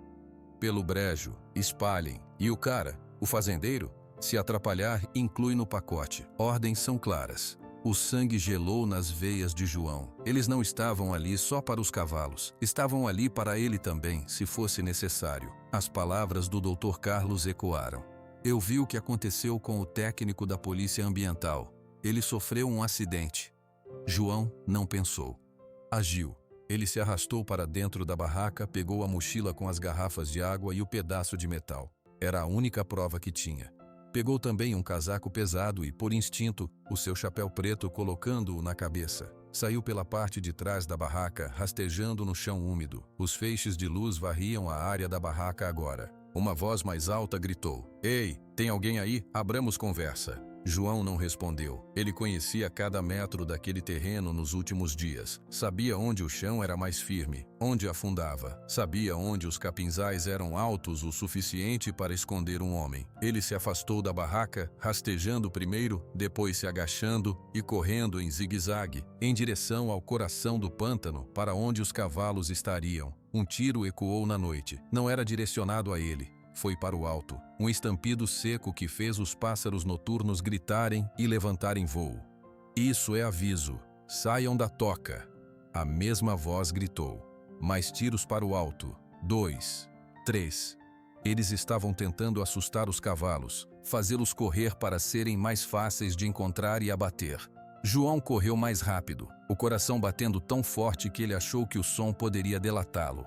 Ele chegou à borda da área mais aberta, perto da lagoa central. E lá estavam eles, os 10 cavalos parados, confusos. As lanternas à distância e os tiros os haviam perturbado. Eles não corriam, estavam agrupados, inquietos, com Inácio à frente, cheirando o ar com urgência. Pela primeira vez, João os ouviu emitir sons. Um relincho baixo e rouco de medo saiu do peito do cavalo baio. Outro respondeu. Era um som de pânico contido. João se aproximou o máximo que ousou, saindo da cobertura dos arbustos. Inácio, sussurrou com força. Vamos, precisam ir.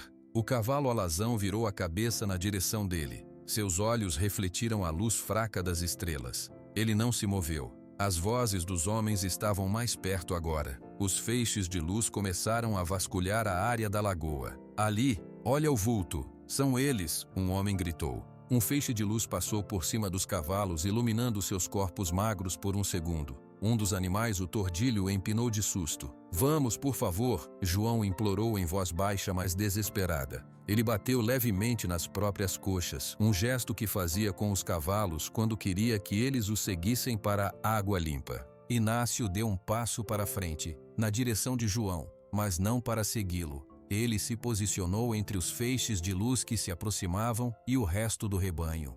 Era um gesto de proteção. Os tiros começaram de novo, mas agora não eram para o alto. Eles atingiram a água perto da margem com um ploque alto e úmido. Acertem, não deixem nenhum escapar. João entrou em pânico. Eles estavam atirando para matar. Ele olhou para trás, para a parte mais densa do pântano, onde a água era mais funda e a vegetação mais fechada. Era um lugar perigoso onde o chão podia ceder de repente, mas era o único lugar onde homens com botas e equipamento não entrariam fácil. Ele não tinha escolha. Correu para a frente, para o lado de Inácio, e agarrou uma ponta da crina longa e emaranhada do cavalo. Não para montar, mas para guiar. Por aqui, ele puxou levemente, ao mesmo tempo que começou a andar para trás, em direção ao brejo fundo. Inácio relutou por uma fração de segundo. Seus olhos olharam para João, depois para as luzes e os barulhos de tiros. Ele deu um passo atrás, e então outro. E com um relincho baixo e autoritário para o resto do grupo, começou a seguir João, afastando-se da lagoa. Os outros cavalos, vendo o líder se mover, seguiram. Foi uma retirada lenta e silenciosa, em contraste com o barulho dos homens. Para onde foram? Someceram, gritou um dos homens. Devem ter ido para o fundo do brejo. Não dá para entrar aí não, chefe. É armadilha. Então cercamos por fora e esperamos que saiam. Ou atiramos de longe. Iluminem a área. Os feixes de luz começaram a varrer a parte mais densa do pântano. João e os cavalos estavam agora dentro de um labirinto de árvores retorcidas e água pela cintura. João guiava, testando cada passo antes de dar. Os cavalos, por instinto, seguiam seus passos exatos, colocando os cascos onde ele havia pisado. Eles chegaram a uma pequena ilha de terra firme, cercada por água profunda de todos os lados. Era um esconderijo natural. João parou, ofegante. Os cavalos se agruparam atrás dele, seus corpos trêmulos visíveis na penumbra. Os feixes de luz não alcançavam ali, mas eles podiam ouvir os homens. Acharam alguma coisa? Nada, sumiram mesmo, mas não vão longe. Vamos espalhar pela borda. Quando amanhecer, a gente encontra, vivo ou morto. Os tiros cessaram. A noite voltou a ser dominada pelos sons normais do pântano, mas agora carregada de uma tensão elétrica. João podia ouvir os homens se movendo pela borda do brejo, mantendo distância da água profunda. Ele se encostou no tronco de uma árvore, escorregando até sentar no chão úmido. A mochila com as provas estava segura em seu colo. Os cavalos estavam a seu redor respirando pesadamente. Inácio se aproximou e cheirou a mochila, depois o rosto de João. Seu focinho estava quente e úmido. Eu sei, João sussurrou, levantando a mão para tocar levemente o pescoço ossudo do animal. Eu sei que está com medo. Eu também estou.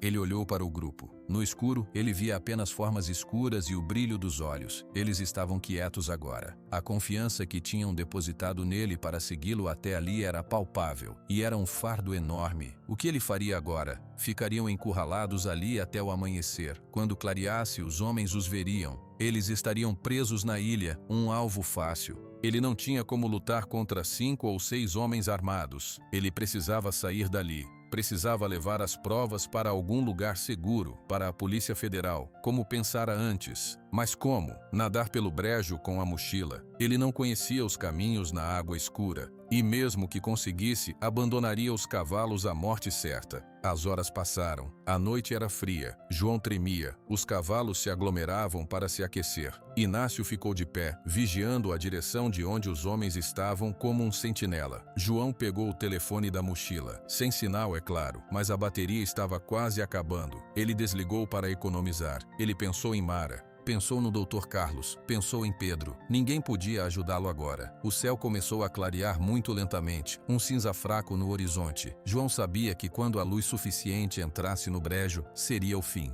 Os homens os veriam. Eles atirariam. Ele olhou para as garrafas na mochila. A verdade estava ali, a poucos metros de homens que queriam enterrá-las para sempre, junto com ele e os cavalos. Ele se levantou, os músculos doloridos e frios. Inácio virou-se para ele. João olhou nos olhos do cavalo. Viu a inteligência, a fadiga, uma pergunta silenciosa. Eu preciso ir? João disse baixinho. Preciso levar isso daqui para alguém que vai acreditar. Mas não posso deixar vocês. Ele olhou para a água que os cercava, olhou para os cavalos, olhou para Inácio. Uma ideia absurda nascida do desespero surgiu. Ele nunca havia montado em Inácio. O cavalo não era domesticado, mas ele tinha deixado João tocar nele. Tinha seguido ele até ali. Havia uma confiança mínima, mas real. João se aproximou do cavalo pelo lado, devagar. Colocou a mão no seu dorso, sentindo os ossos salientes sob a pele. Eu preciso da sua ajuda, ele sussurrou no ouvido do animal. Você conhece esse brejo melhor que eu, melhor que eles. Você pode me tirar daqui. Inácio não se moveu. João, com o coração batendo na garganta, pegou na crina com uma mão. Com a outra, ainda segurando a alça da mochila, ele tentou se apoiar. Não era uma montaria adequada, não tinha sela nem rédea. Era apenas um homem se agarrando a um animal selvagem e ferido. Inácio estremeceu. Deu um passo para o lado surpreso. João quase perdeu o equilíbrio, mas se segurou. Por favor, a voz de João saiu quebrada. Por favor, Inácio. O cavalo parou de se debater. Ele ficou imóvel por um longo momento, respirando fundo. Então virou a cabeça e olhou para João como se estivesse medindo sua intenção. Lá fora, na borda do brejo, uma voz de homem ecoou no começo da manhã. Lá, na ilha, acho que vi movimento. Eles tinham sido vistos. Inácio bufou, um som decisivo. Ele se ajustou no lugar, dando a João um equilíbrio melhor. Era um convite. João, sem pensar 2 vezes, subiu. Foi um movimento desajeitado. Ele quase caiu do outro lado, mas se agarrou com as pernas e com a mão na crina. A mochila pesada batia nas suas costas. Inácio não esperou um comando. Ele simplesmente partiu. Não foi um galope, mas um trote rápido e incrivelmente estável através da água. O cavalo sabia exatamente onde pisar. Ele contornou a ilha e entrou em um corredor estreito de água mais funda, escondido por uma cortina de cipós e galhos. João precisou se abaixar para não ser golpeado. Os gritos dos homens ficaram para trás, abafados. Para onde ele foi? Tem um caminho aí. Atira!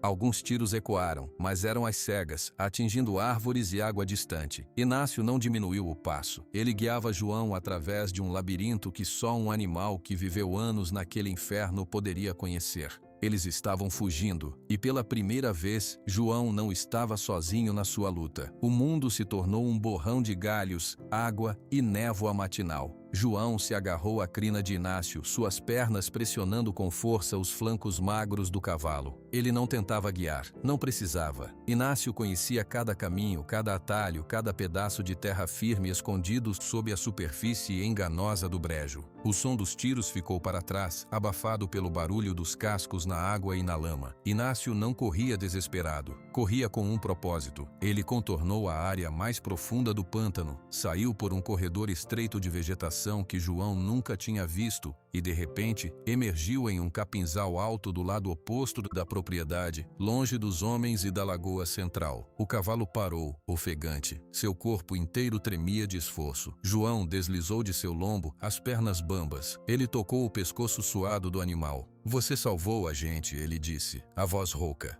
Inácio apenas bufou, virou a cabeça e olhou na direção de onde tinham vindo, preocupado com os outros. João também olhou. A distância e a vegetação os escondiam agora, mas ele sabia que os 9 cavalos ainda estavam escondidos na ilha, com homens armados por perto. Ele tinha que ser rápido. A estrada principal ficava a cerca de 1 quilômetro dali, através de um pasto seco. João olhou para Inácio. "Você precisa voltar para eles, levá-los para um lugar mais seguro. Você consegue." Ele deu um passo atrás. Inácio olhou para ele, depois para a direção do pântano. Parecia entender. Com um último olhar para João, o cavalo alazão virou e desapareceu no capinzal, silencioso como um fantasma, retornando para seu rebanho. João, sozinho novamente, ajustou a mochila nas costas e começou a correr em direção à estrada. A mochila com as garrafas de água e o metal batia em suas costas a cada passo. Seus pulmões queimavam. Ele alcançou a estrada de terra e ficou parado, olhando para os dois lados. Vazia. Ele precisava de uma carona para a cidade mais próxima com uma delegacia da Polícia Federal, que ficava em Rondonópolis, a mais de 1 hora de distância. Foi então que lembrou. Mara. Ela estava em Cuiabá, mas talvez.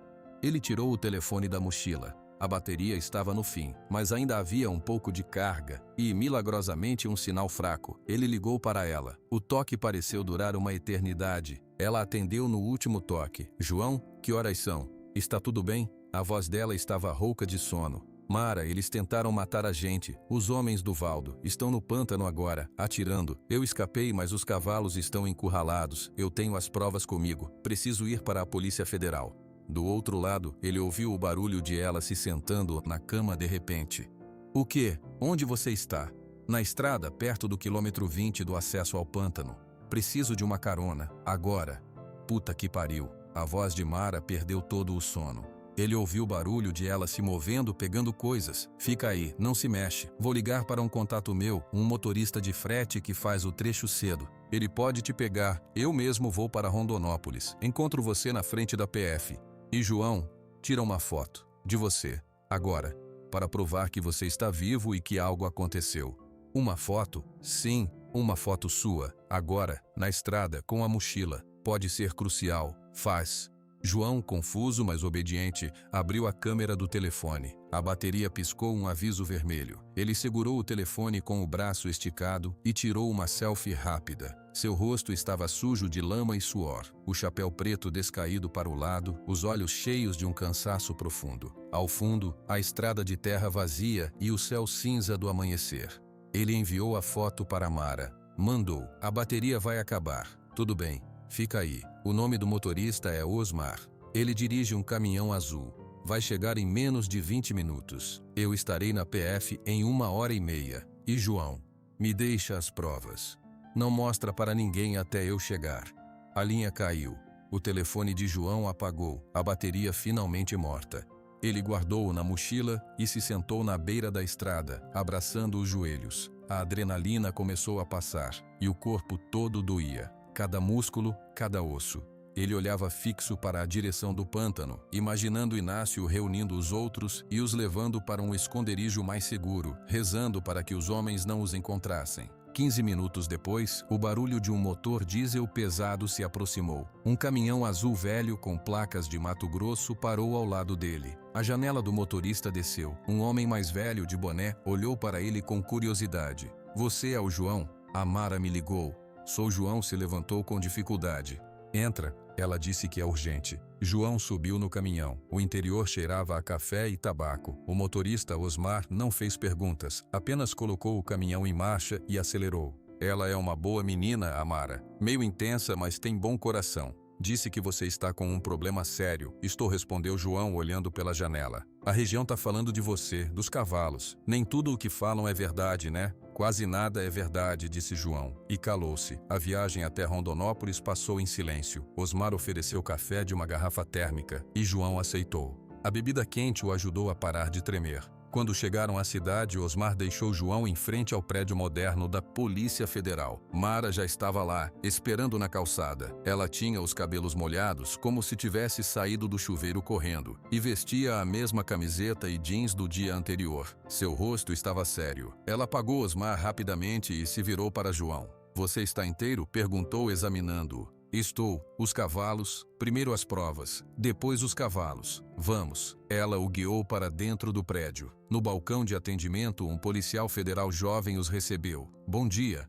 Posso ajudá-los? Mara tomou a frente. Bom dia. Esta é uma denúncia de crime ambiental, tentativa de homicídio e ocultação de prova. O nome dele é João Silva. Ele é proprietário de uma terra no Pântano dos Lagos, em Vila da Ponte. Na madrugada de hoje, homens armados invadiram a propriedade dele, atiraram contra ele e contra animais sob sua guarda, com a intenção clara de eliminar testemunhas e evidências de um crime maior. O policial ficou alerta. Ele olhou para João, para sua aparência desgrenhada, para a mochila suja. Tem alguma prova disso? João colocou a mochila no balcão e abriu-a. Tirou as 2 garrafas de água verde e o pedaço de metal com a marca. Esta água é da lagoa central do pântano. Ela está contaminada por resíduos de agrotóxico que vazam desses tonéis. Tonéis de uma fábrica clandestina que operou lá anos atrás. Os animais que todo mundo chama de doentes estão, na verdade, intoxicados. E o dono da fábrica, que é também o mandante da tentativa de homicídio desta noite, é Valdo Assunção. O policial anotou tudo rapidamente. E a tentativa de homicídio? Há testemunhas? Prova material? Eu sou testemunha, disse Mara. Recebi a ligação dele durante o ataque. Ele me enviou uma foto minutos depois comprovando sua localização e estado. Tenho o registro da ligação e a foto no meu telefone. Os homens ainda devem estar na propriedade dele. Se mandarem uma equipe agora, podem pegá-los no flagrante. E os cavalos, que são prova viva do crime ambiental, ainda estão lá, em perigo. O policial levantou-se. Por favor, aguardem aqui um momento. Ele foi até uma sala interna. João e Mara ficaram em pé no saguão silencioso. Você acreditou, disse João, olhando para ela. Mara mordeu a tampa da caneta que tinha na mão. Um gesto nervoso. A foto fez algo comigo. Você parecia acabado, mas ainda estava de pé. E aqueles homens atirando? Isso não é mais uma reportagem, João. Isso é prova. E eu não vou deixar um homem poderoso apagar a verdade só porque é conveniente. Além do mais, ela deu um meio sorriso cansado. Cavalo zumbi era uma boa história. Mas derrubar um corrupto que envenena a terra é uma história melhor. E é a certa. O policial voltou com um homem mais velho, de terno. Eu sou o delegado Torres. Vamos precisar de um depoimento detalhado de vocês dois. E vamos despachar uma equipe imediatamente para a propriedade do senhor Silva. Precisamos das coordenadas exatas. Enquanto João dava os detalhes da localização, uma equipe de 3 policiais federais saía em uma caminhonete preta, com sirenes baixas. Mara e João foram levados para uma sala de entrevistas. O depoimento durou horas. João contou tudo desde o início. A compra da terra, o encontro com os cavalos, a descoberta dos tonéis, as ameaças de Valdo, a conversa com o Dr. Carlos, a noite dos tiros e a fuga com Inácio. Mara confirmou os fatos que conhecia, mostrou os registros de ligação e a foto. No meio da tarde, um dos policiais que foi ao pântano retornou. Ele entrou na sala onde João e Mara estavam com o delegado. Delegado, confirmamos a invasão. Encontramos pelo menos 6 homens armados nos arredores da propriedade. Alguns tentaram fugir, mas pegamos 4. Eles confirmam que foram contratados por um intermediário, que trabalhava para o fazendeiro Valdo Assunção. Encontramos também os cavalos, os 10. Estavam em uma área mais afastada, pareciam estar bem. Estamos mantendo a área isolada. João fechou os olhos, uma onda de alívio tão forte que o fez tremer. Inácio havia conseguido. E as provas ambientais? Perguntou o delegado. Coletamos amostras da água e localizamos os tonéis. Já solicitamos a perícia do ICP, mas visualmente a contaminação é bem plausível. O delegado Torres virou-se para João. Senhor Silva, sua coragem trouxe à tona um caso muito sério. Vamos precisar que o senhor e a senhora Mara permaneçam na cidade por alguns dias. Vamos abrir um inquérito, e o senhor Valdo Assunção vai ser convidado a nos dar um depoimento ainda hoje. João assentiu. Ele estava exausto, mas uma paz estranha começava a se instalar. Ele olhou para Mara. E agora? Ele perguntou a ela. Ela pegou o telefone, já com uma expressão de trabalho no rosto. Agora, eu faço a matéria que devia ter feito desde o começo, com a verdade toda, e com a Polícia Federal confirmando. A história dos cavalos zumbis acaba hoje. A história dos cavalos envenenados e do homem que não desistiu deles. Essa está só começando. A luz azulada da tela do laptop iluminava o rosto concentrado de Mara. Ela estava sentada em uma mesa de hotel barato em Rondonópolis, editando o vídeo. Na tela, duas imagens ficavam lado a lado. À esquerda, o vídeo antigo dela, com a narração sensacionalista. Cavalos zumbis assombram fazendeiro no pântano. À direita, a foto que João tinha tirado na estrada. Sua face exausta, suja, mas determinada. E em um terceiro quadro que ela havia conseguido com a polícia, a imagem dos tonéis enferrujados sendo retirados da lama por agentes ambientais.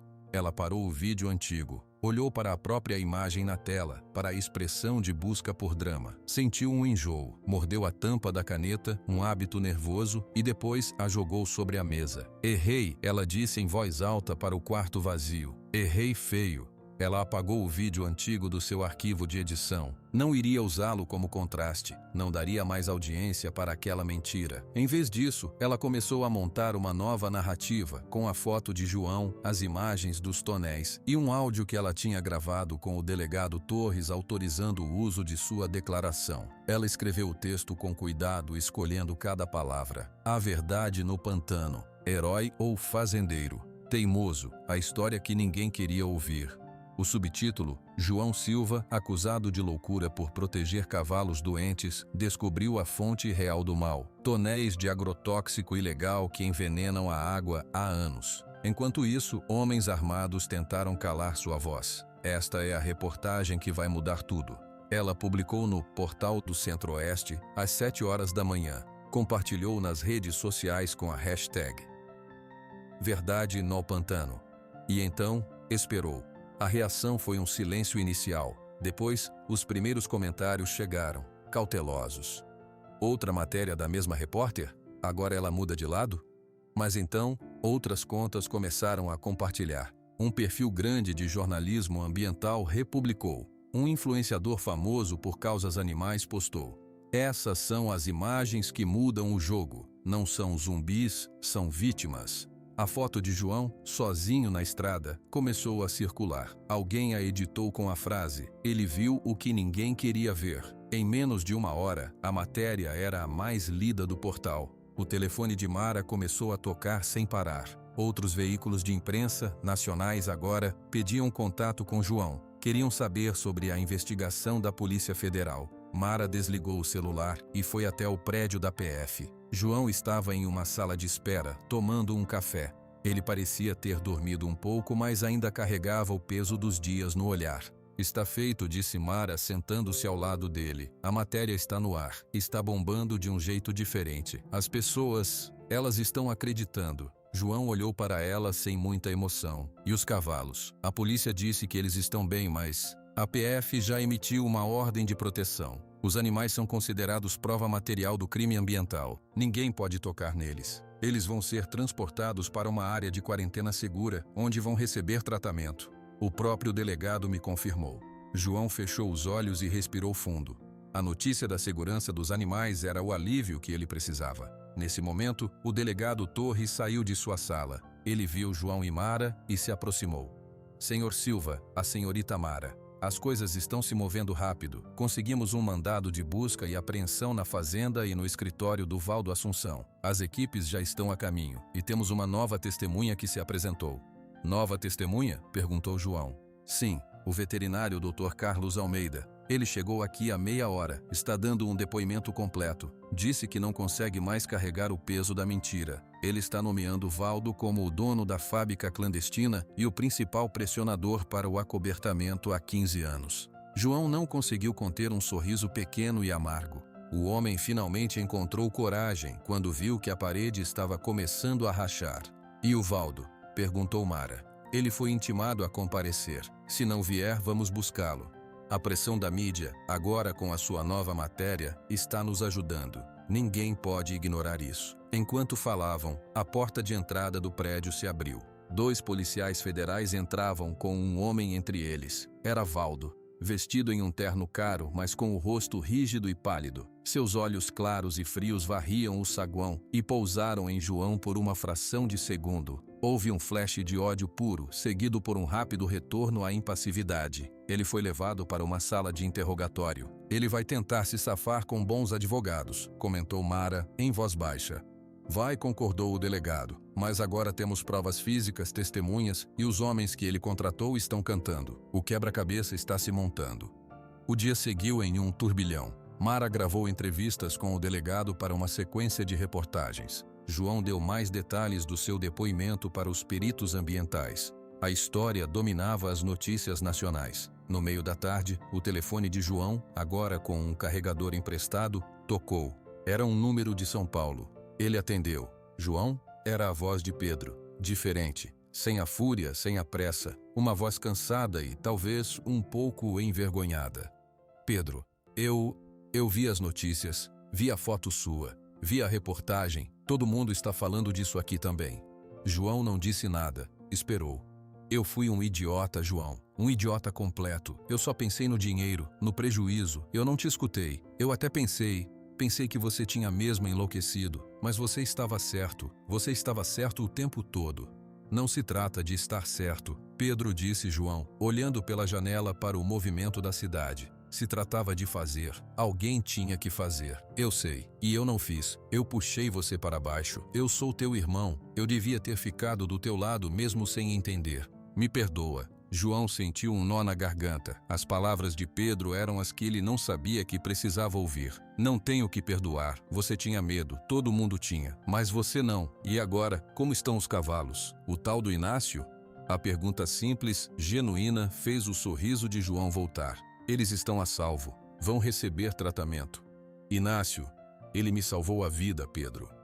Houve um silêncio do outro lado. Um silêncio de quem estava processando algo grande. Quando isso acalmar, eu vou aí. Preciso ver essa terra. E preciso te ajudar a reconstruir o que for preciso. Do jeito certo dessa vez. Vou gostar disso, disse João, e desligou. Mara, que observava a conversa de longe, se aproximou.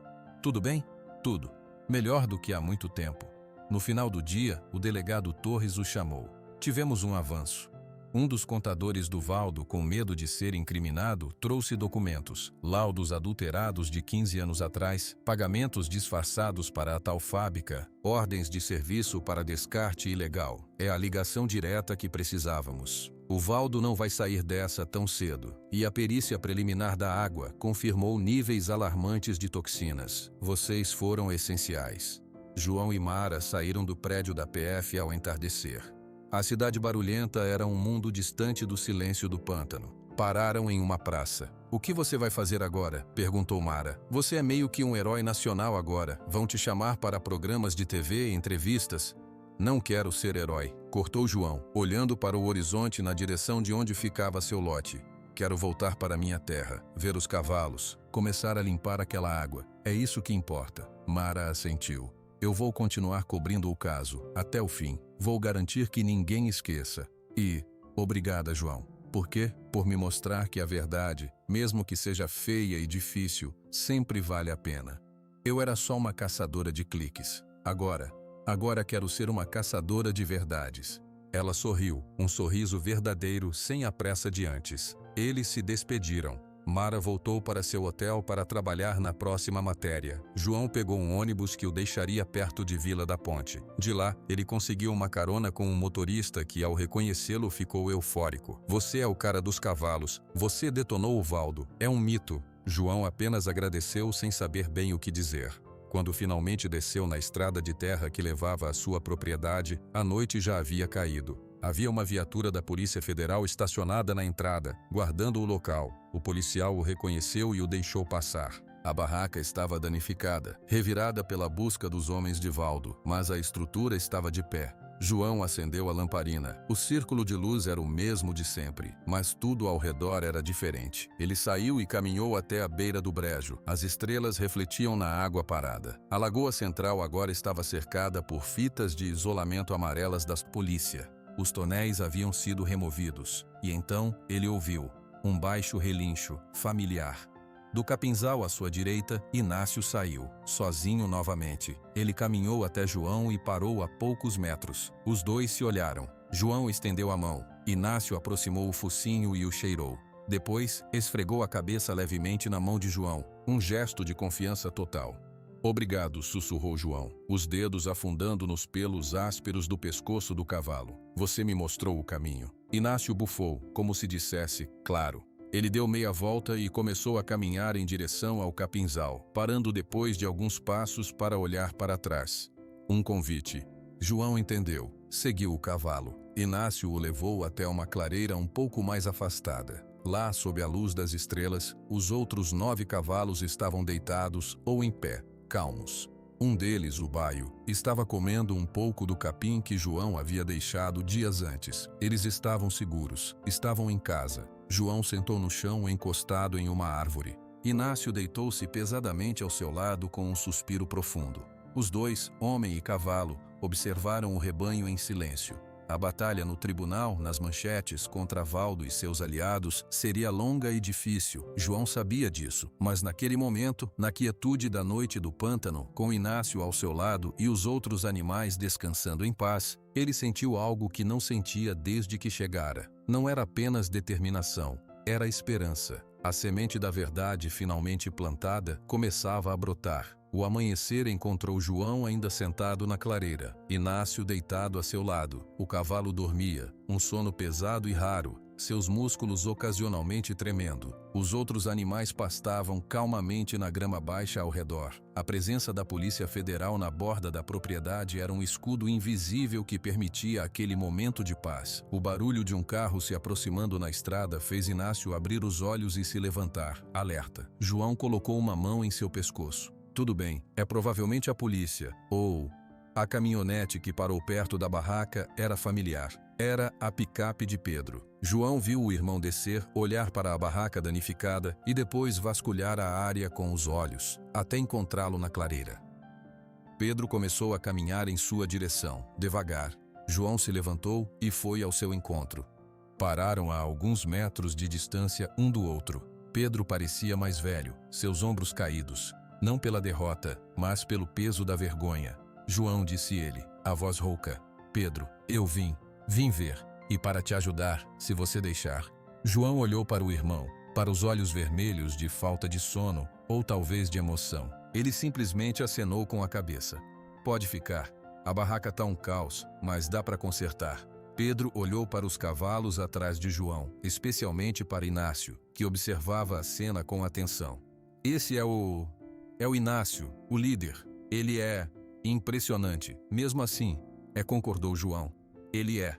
Pedro deu mais um passo, não em direção à barraca, mas em direção aos cavalos. Ele parou a uma distância segura, respeitosa. E os outros? Vão se recuperar? A polícia disse que vão ser transferidos hoje para uma área de quarentena e tratamento. Tem uma equipe de veterinários especializados em toxicologia vindo de Cuiabá. Vão cuidar deles. E depois? Quando estiverem bons? João respondeu sem hesitar. Depois, voltam para cá. Essa é a terra deles. Vou fazer uma parte da propriedade de preservação. Eles vão viver aqui, livres.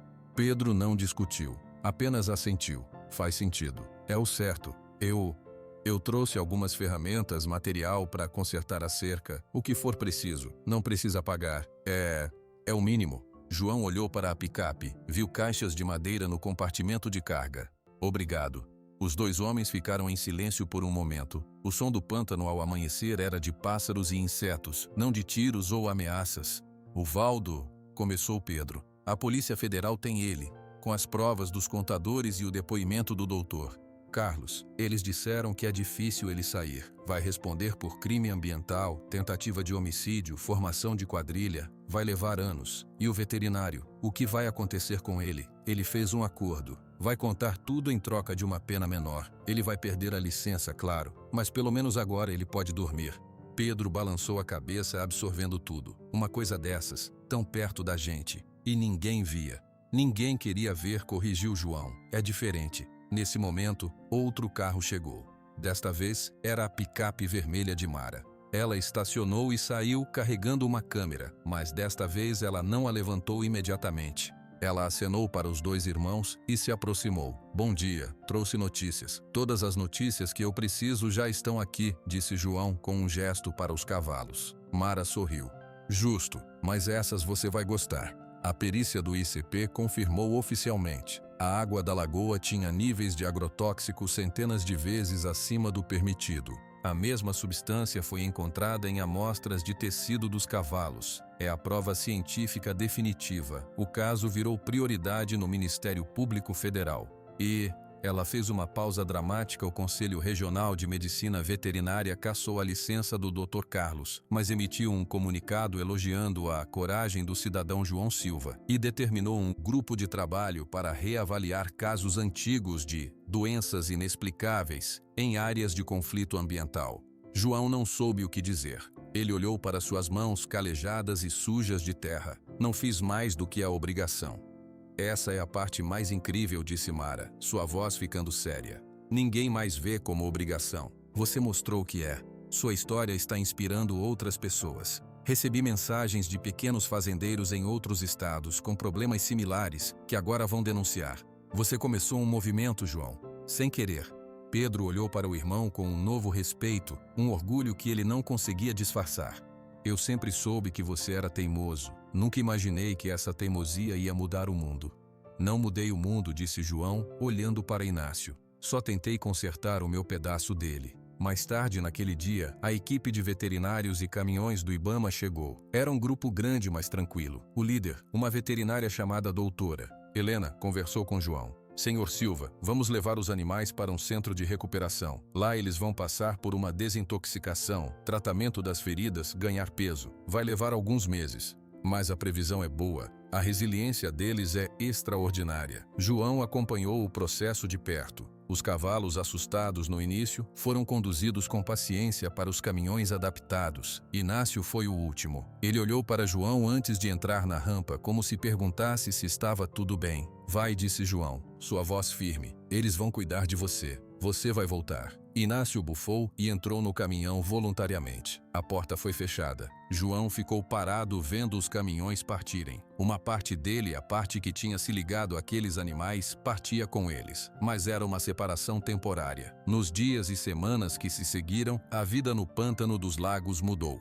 Pedro ficou, e os dois irmãos trabalharam juntos, não para drenar o pântano, mas para recuperá-lo. Com a ajuda de técnicos do Ibama, começaram um projeto de descontaminação da Lagoa Central. A área foi isolada, a água começou a ser tratada. A imprensa ainda aparecia, mas agora eram reportagens sérias sobre recuperação ambiental. João dava algumas entrevistas, sempre curtas, sempre focadas nos animais e na terra, nunca em si mesmo.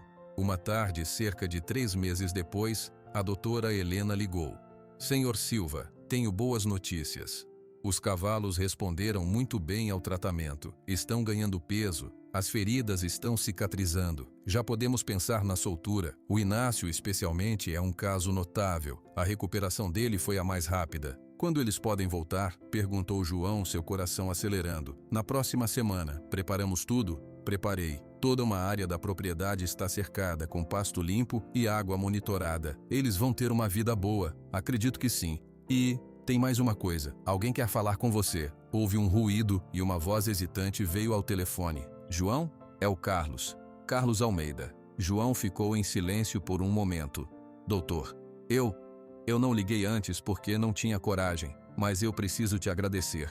Você me obrigou a enfrentar meus demônios. Eu estou trabalhando como assistente no centro de recuperação sem licença, mas ajudando. É pouco, mas é algo. E ver esses animais se recuperando é a única coisa que tira um pouco do peso que eu carrego. Então, obrigado. E desculpa por tudo. A voz do veterinário falhou. João respirou fundo. O importante é que a verdade veio à tona, doutor. E os animais vão viver. É isso que importa.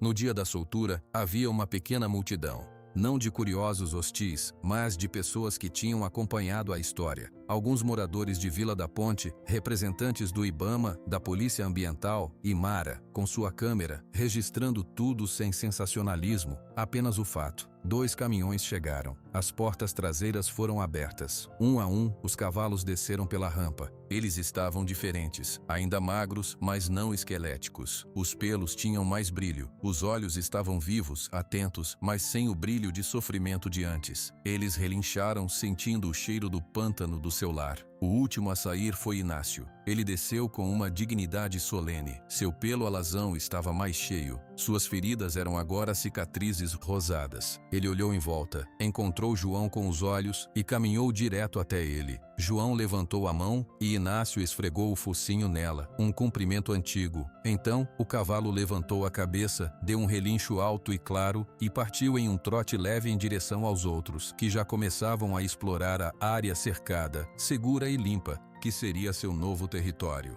Mara se aproximou de João, baixando a câmera. Essa imagem é perfeita, não precisa de nenhuma legenda. João observou os cavalos. Viu Inácio liderando o grupo para uma área de pasto alto. Viu o baio correndo alguns passos, um gesto quase brincalhão que ele nunca tinha visto antes. Viu Pedro do outro lado da cerca, assistindo com um sorriso no rosto. "O que você vai fazer agora?" perguntou Mara. "Com a terra, quero dizer." João colocou as mãos nos bolsos, olhando para o pântano que se estendia além da área dos cavalos. "Vou fazer o que sempre disse que faria: trabalhar, mas não para forçar a terra a ser o que não é. Vou cuidar dela, deixar que ela se recupere, talvez criar algumas cabeças de gado de forma sustentável, longe das áreas alagadas. Mas o coração da propriedade, o coração vai ser deles." Ele apontou para os cavalos. "É uma colheita diferente da que você imaginou", observou Mara. João pensou na sua vida inteira, no sonho do próprio pedaço de chão, no cavalo Tião que ele perdeu, na luta solitária nos primeiros dias, na descoberta dos tonéis, na noite dos tiros, na fuga com Inácio, e agora, naquela cena de paz. "É a verdadeira colheita", ele disse com uma simplicidade que vinha do fundo da alma. "Não é de soja ou de gado, é de saber que você fez a coisa certa, que você defendeu a vida, mesmo quando todo mundo disse para você desistir, que você honrou uma promessa feita a um cavalo há muito tempo. No fim, é a única colheita que importa." Mara anotou as palavras em seu bloco, não para a reportagem, mas para ela mesma. O sol começou a se pôr, pintando o pântano de tons de ouro e roxo. João pegou seu chapéu preto, ajustou-o na cabeça e começou a caminhar em direção à cerca, para ficar mais perto dos cavalos. Inácio, ao vê-lo se aproximar, deixou o grupo e veio até a cerca, separando apenas uma cerca baixa deles agora. Os dois, homem e cavalo, ficaram lado a lado, observando o pântano que os uniu. Um pântano que não era mais um cemitério ou uma maldição. Era simplesmente uma terra que estava finalmente começando a se curar. E João, com seu chapéu preto e seu coração teimoso, era parte dessa cura. Ele havia plantado a verdade num solo envenenado e, contra todas as expectativas, ela tinha brotado.